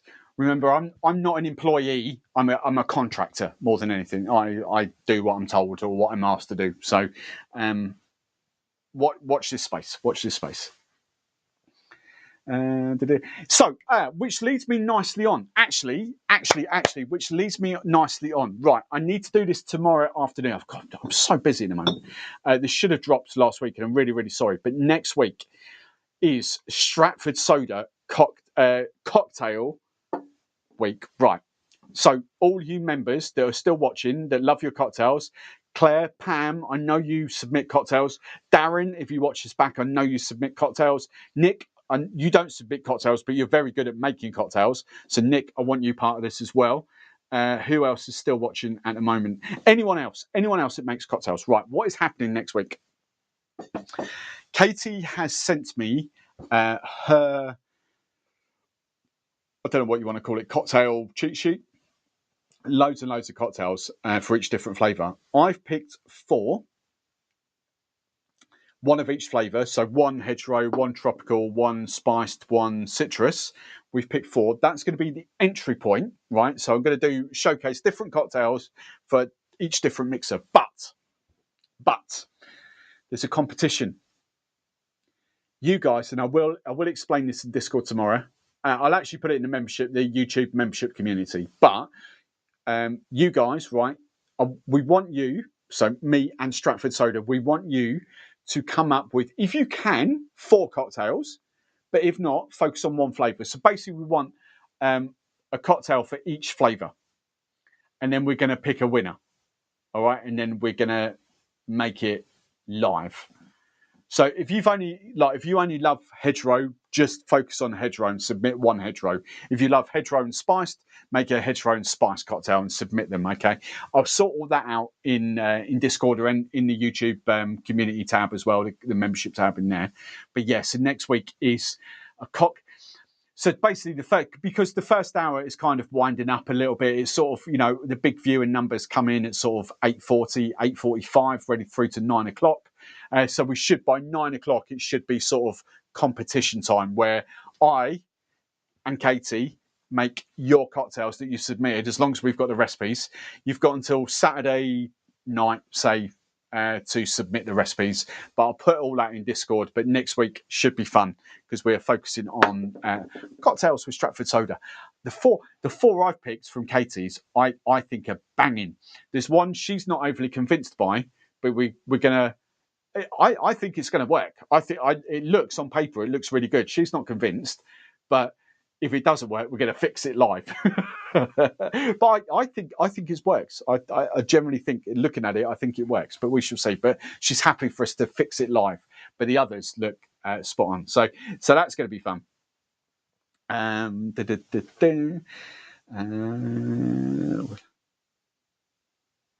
Yeah, so that's where I got to on that. So yeah, I will drop that. I've got, interesting as well, I've got I don't know how the geeks are going to feel about this, but I've got a meeting with. They don't class themselves as a rum. They don't even mention the word rum. But I've got a meeting tomorrow with a sugar beet spirit producer. So I'm looking forward to tasting that and chatting with him tomorrow. It's not rum. It's made from molasses, but sugar beet molasses. So that's going to be interesting. I've got nothing wrong with that. I've got issue with if someone's trying to claim to be a rum that's made from sugar beet. That's wrong. Whether that's wrong in 10 years' time or not is another matter. But legally at the moment, it's not rum. But when someone's like, do you know what? We want to be the first to make a sugar beet UK big brand kind of thing. Yeah, so tomorrow is going to be an interesting chat. G's been thinking. Steve, Havana Steve. Sorry, I hadn't seen you. Havana Steve, I definitely want you involved in that. I know you submit recipes. Right. Try Mauritius for spiced. Right. G. She won't be watching. Bless her. Anna, love Anna. You guys will have seen Anna in the drink stuff judging videos. Love Anna to bits, our Russian friend. She's lovely. She went to Mauritius for 3 weeks. Brought me back to drink stuff, Anna. She brought me back, sorry, wrong screen. She brought me back. She said to me, bless her, love her to bits. She said to me, hang on. Right, she was at Labadorni. She was at, where was the other one she was at? What's the other Mauritius brand? Don't know. Anyway, she was at Labadorni and she sent me photos and all that, and it just looked amazing. The distillery tours, it looked fantastic, absolutely fantastic, right? So she said to me, sorry, and let me just zoom back out for a second. She said, Steve, I'll bring you back some rum. And I was like, oh yeah, amazing. She's like, what do you want? And I was just like, honestly, because the photos she sent me, I was just like, honestly, just surprise me, just bring me back, just whatever. We can get Labadorni in the UK, but just surprise me. So, G, I know you're going to cringe, but bless her, I love her. To be fair, this one's not too bad. I haven't cracked it yet. Lemongrass. There we go. So she's brought me that, but this. Oh, where are we? Hang on, I need to zoom back one out. There we go. Yeah. So St Aubin. There we go. Sorry. Yeah. So I haven't cracked it yet, but you know what? I like my fun stuff. So that's gonna be cool. So bless her. Love Anna. Anna, if you're watching, you won't be watching, but if you're watching, thank you. Pink pigeon. We've got pink pigeon. Yeah, I've done pink pigeon. It's like vanilla rum. It's like I've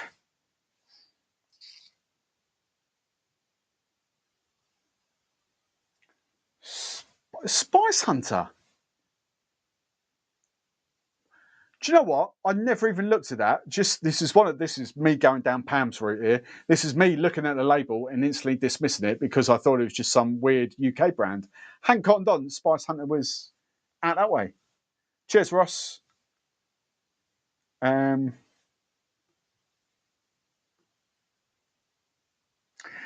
So right, G, you've mentioned one that I've got down there in front of the bar.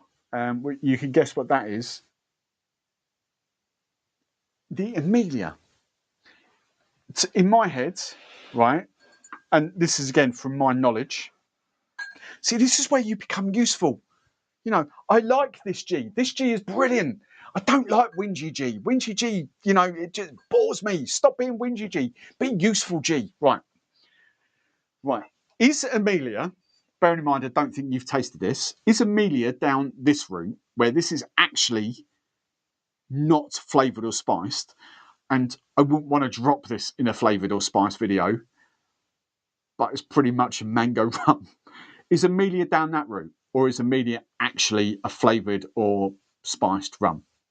Because I don't think it is flavoured or spiced. I think it's just cane varieties. But there seems to be not much knowledge and not much useful information on the website. This, I still don't believe, right? There's a whole video dropping about this and the Peace Creoles. This is Rum JM. So this is the new acquisition by Spiribam, so Clamart and Chairman's Reserve and Bounty, Admiral Rodney. Rum JM. This stuff is flipping goddamn, oh my God. This, I swear, this is mango flavoured rum. Is not, they swear to God, there is no flavour, no sugar on there. The only, for those that are in the knowledge, it's not AOC. It can obviously legally say agricole because agricole is not AOC. You know, you can make agricole anywhere in the world. It's just French, called cane juice, rum, agricole. But what you won't see on the bottles of this and the Epice Creole is Martinique. It can't legally say Martinique. It has to say what's that say from the French answer? Well, we've translated. I don't know whether that will focus properly, but you can translate that. Will it focus? Yeah, sort of. You'll sort of see from the French Antilles, it will never say Martinique. It's not because it's flavoured. It's because it doesn't go by AOC rules with the cane juice, with the ferments and the sugar cane and all that sort of stuff. It's a bit quirky in that sort of sense. Doesn't mean it's not fantastic, because it flipping is. It's just, this is a whole minefield that I've been learning and researching and, you know, trying to put my own, take the knowledge in and put my own sort of words around what agricole and cane juice is to dumb it right down. This stuff is flipping mental. You know, what sugar cane spirits, and this, you know, this is where I like G in these conversations, because what sugar cane does versus molasses is flipping insane. Anyone that tries this, and yes, this is punching 50 quid a bottle. I forget what it actually is now, but I swear to God, this is right. This to dumb this right down for those of you that are still watching and paying a little bit of attention. To dumb this right down, this is more mango forward than what that is pineapple forward. Bearing in mind that's pineapple flavoured. That is insane, and that the mango has just literally come from the cane and the ferment and the yeast. It's bonkers, absolutely bonkers to get your head around.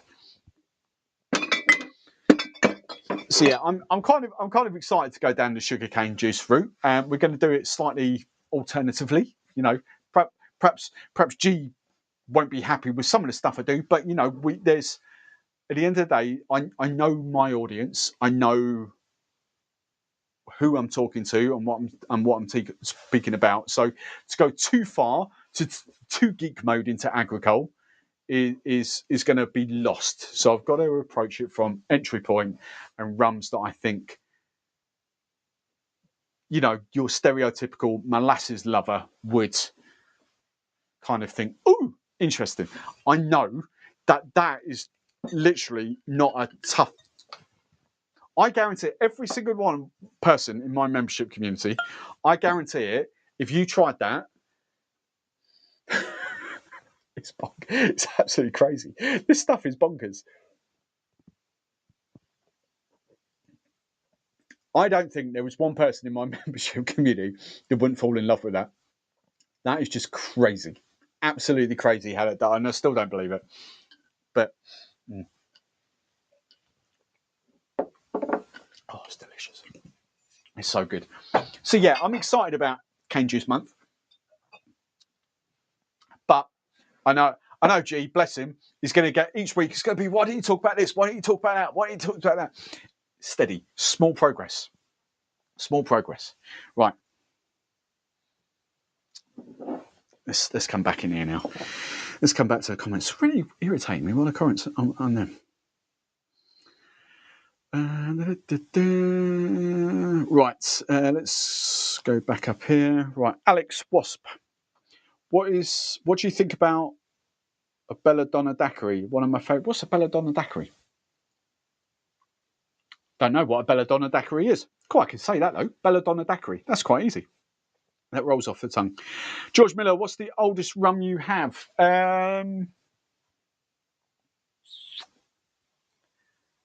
Potentially the Cube. I actually don't. Hang on. I actually don't know about the Coroni. 97. Oh, hang on. So yeah, maybe the Coroni. Coroni's got to be 22 years old then. So distilled in 97, bottled in 2019. So that's potentially 22 years old. That's what my membership community bought me last year for my birthday. I've got a Cube, 18-year-old Cube there. I inherently don't do longer aged rums though. I like younger rums. That's my vibe. There's no point looking up there. There's nothing that old there. So yeah, it's probably that Coroni actually. It might be samples of stuff, but yeah. Check you out. Pam, do you know what, Pam? I wanted to wear the other one.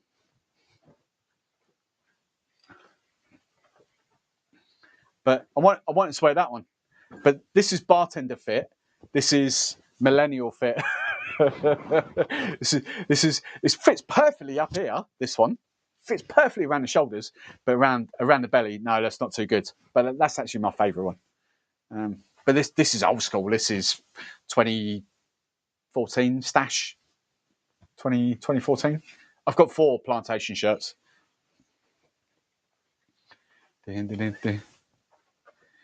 Because I'm in the know, innit? I'm in the know. Right.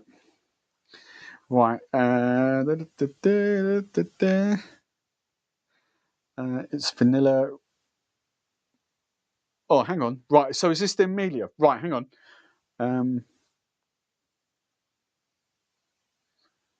Right. Hang on. So my question, I forgot what my question was now. This is about the Amelia, isn't it? So I think both of you have answered this, Karen and G. So it's vanilla rum in port cask, and then G's come in. No, it's completely different. It's cane juice infused with fresh vanilla. So Amelia is a flavoured rum. So we'd quite happily fit on the Friday videos, flavoured and spiced rum. If so, I'm happy to do that. I just didn't know whether it was cane juice and like quirky in that way. I can't get it. Gee, Labradorno spiced is down there. That's the one. That's the obvious one. That's the only official spiced cane juice rum that I know of. So Labradorno is ready to go.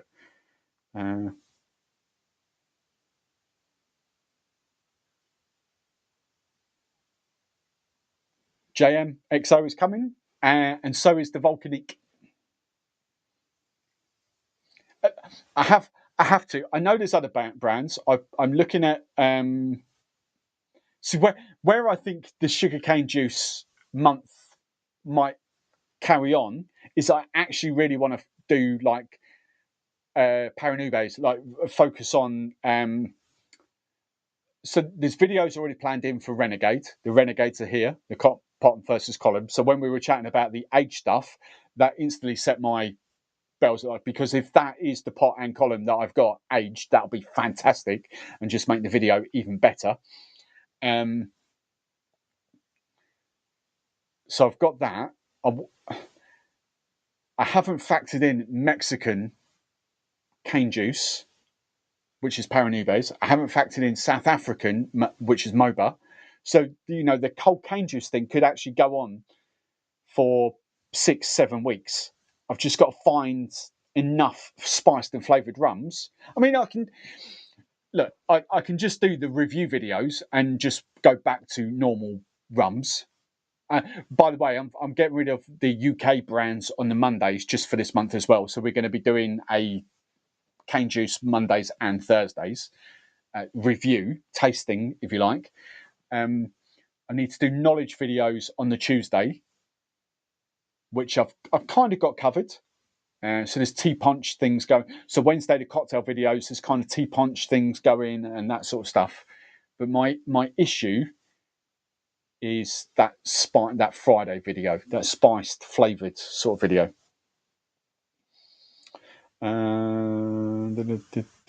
But yeah, Jane, look, I'll be honest. Look, Spirit Bam have been brilliant with me. Spirit Bam want to come on and do more live shows, more taste alongs and all that. So they are a great price point. I don't really speak to anyone from Deepaz. I've got Arranges from Diablesse coming. So we've got Jazz, Chet, and Indy. They're great lads. So we've got the Arranges there, and obviously the Guadeloupe is obviously Diablesse as well. So we've sorted Guadeloupe, but when it comes to sort of Martinique, I've got Clement. I can't go too geeky with Martinique and that sort of stuff. We have to sort of keep it at Clement, Rum JM. I'd love to do. I will speak about St James if I can. See, I don't know. Sorry, I'm spitballing. I'm talking now because I know people are going to feed back in here. I don't know whether to drop the actual education video on Tuesday and actually do another rum tasting, because there's so many different types of rum that we could fit into cane juice, like the Paranubes, without doing a Mexican week, if you know what I mean, without doing a South African week from MOBA. I could actually fit in another tasting video to sort of cut that in. But yeah, Parcelier again is one. I've still got a bit of the XO HSC down here. But again, it's not. You've got. This is my point, G, and I don't mean this funny. I promise you, I don't mean this funny. But you've got to put yourself in my viewers' point, not Discord. My viewers' point. My viewers, when you get out brands like HSE, and I know we've got to educate. I get it. I know we've got to shine a light on this. But viewers' point, they're more likely to have known of Clement through Spirit Bam's work in the UK. They're definitely going to hear about Rum JM in the next year, 100%. They're going to hear of Arcane in the next year, 100%. Arcane's already out there. And they're going to probably hear, if they sort themselves out, they're going to hear about St James in the next year. But other brands from entry point of view, HSC, all these other ones, Aubin and St Aubin and stuff like that, are just a little bit beyond entry point. And that's, you notice it as soon as I drop a video where a brand that no one's heard of, it just doesn't get views. And it's pointless me doing that. I have to focus on brands that people know, not so I get the views, but because it just, the difference, if people know a brand, the difference is that video will go on and on and on for months and years to come. If I do a brand that no one's heard of, it's just never going to go. anywhere. It's just going to get a couple of thousand views and then just die. You know, it's just going to put in that serves no purpose. It serves no purpose to the brand, and it serves no purpose to me. So it's got to be those brands that are just going to kick on. Right, I think Alex has posted this Belladonna. Whoa, 50ml of spiced rum, 50ml of amaretto. Jesus Christ. 100ml of alcohol with 15ml of lime juice and 5ml of simple syrup. The Belladonna. Yeah, cracking. that's quite punchy. Yeah, wow.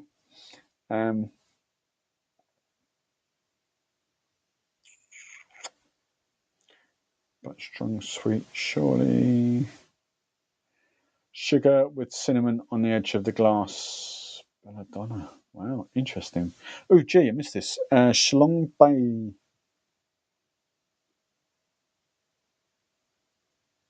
Yeah, again, Shlong Bay was someone I've not really. I don't know too much about them. I'm trying to be.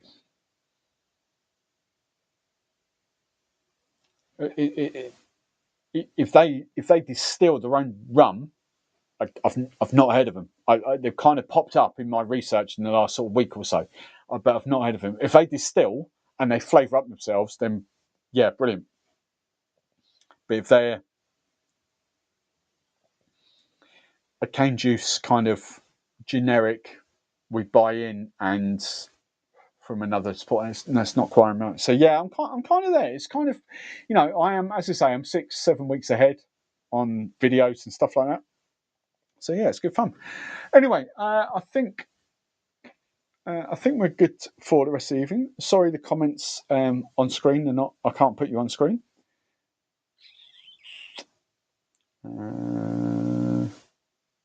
So if I can pull this out just for those, hang on. Let me get my little wash up bay out of the way. Hang on, this might rattle.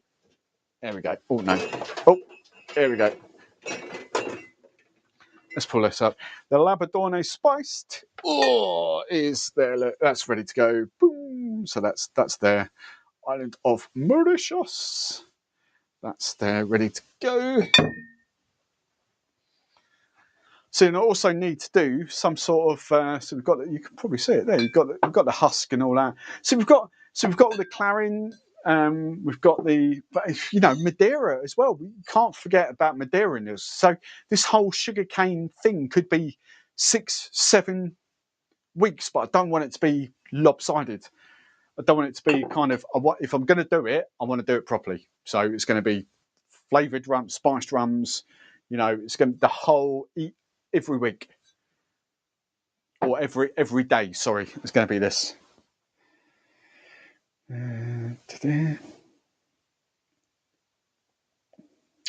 Yeah, so yeah, that's been brilliant. I've had a really fun night tonight. Thanks, Mark. So next week I will get this in the Discord tomorrow afternoon, early afternoon, once I've finished the meeting. But I'll get the Stratford Soda cocktail competition thing in the Discord, and in on the membership tab as well, on my channel. I'll get that sorted for you tomorrow. Yeah, brilliant. So the Craft Rum Club next month should be pretty good. Well, pretty good from my point of view. I don't actually know what the spiced rum is. Some people have had a cheeky squint at what the real rum is, the proper rum. Those that stalked quite well wouldn't have missed it. That was a bit of a fail, but it's out there. Yeah, so the rum. I really like the rum next week. That might be a personal. Next month. That might be a personal opinion. That's going to be interesting to see how that goes down. Don't know what the spice is. Don't know. But yeah, so that's been the Craft Rum Club for April. Stonking. Brilliant. Absolute entry points. You know, if you're getting into rum, if you've been drinking, you know, is the Craft Rum Club for people that have been drinking rum for 2, 3, 4, 5 years? no, probably not. You know, probably not. You're going to be a bit further down your rum journey unless you've been drinking spiced rums. But for those people that have just sort of getting it, I think these two are bangers. Brilliant choices. Brilliant choices. Happy with that. The OFTD is for your tiki cocktail. Look, as I said right at the top, it is not a neat sipper. It's not designed to be a neat sipper, but it tastes flipping good. If you can handle the ABV, it tastes really, really good. And on that note, I'm going to love you and leave you. Yeah, that's all I've got to say. So, thank you very much for this week, and I will see you again next week. Toodaloo. Are we still here? We're still here. Yeah, we're still here. If Claire and if Hannah and Steve want to host the after show party, go for it. I forgot about that bit. But yeah, Holly and Phil. It's not Holly and Phil anymore, is it? It's Alison and Holly. You'll have to fight who's who.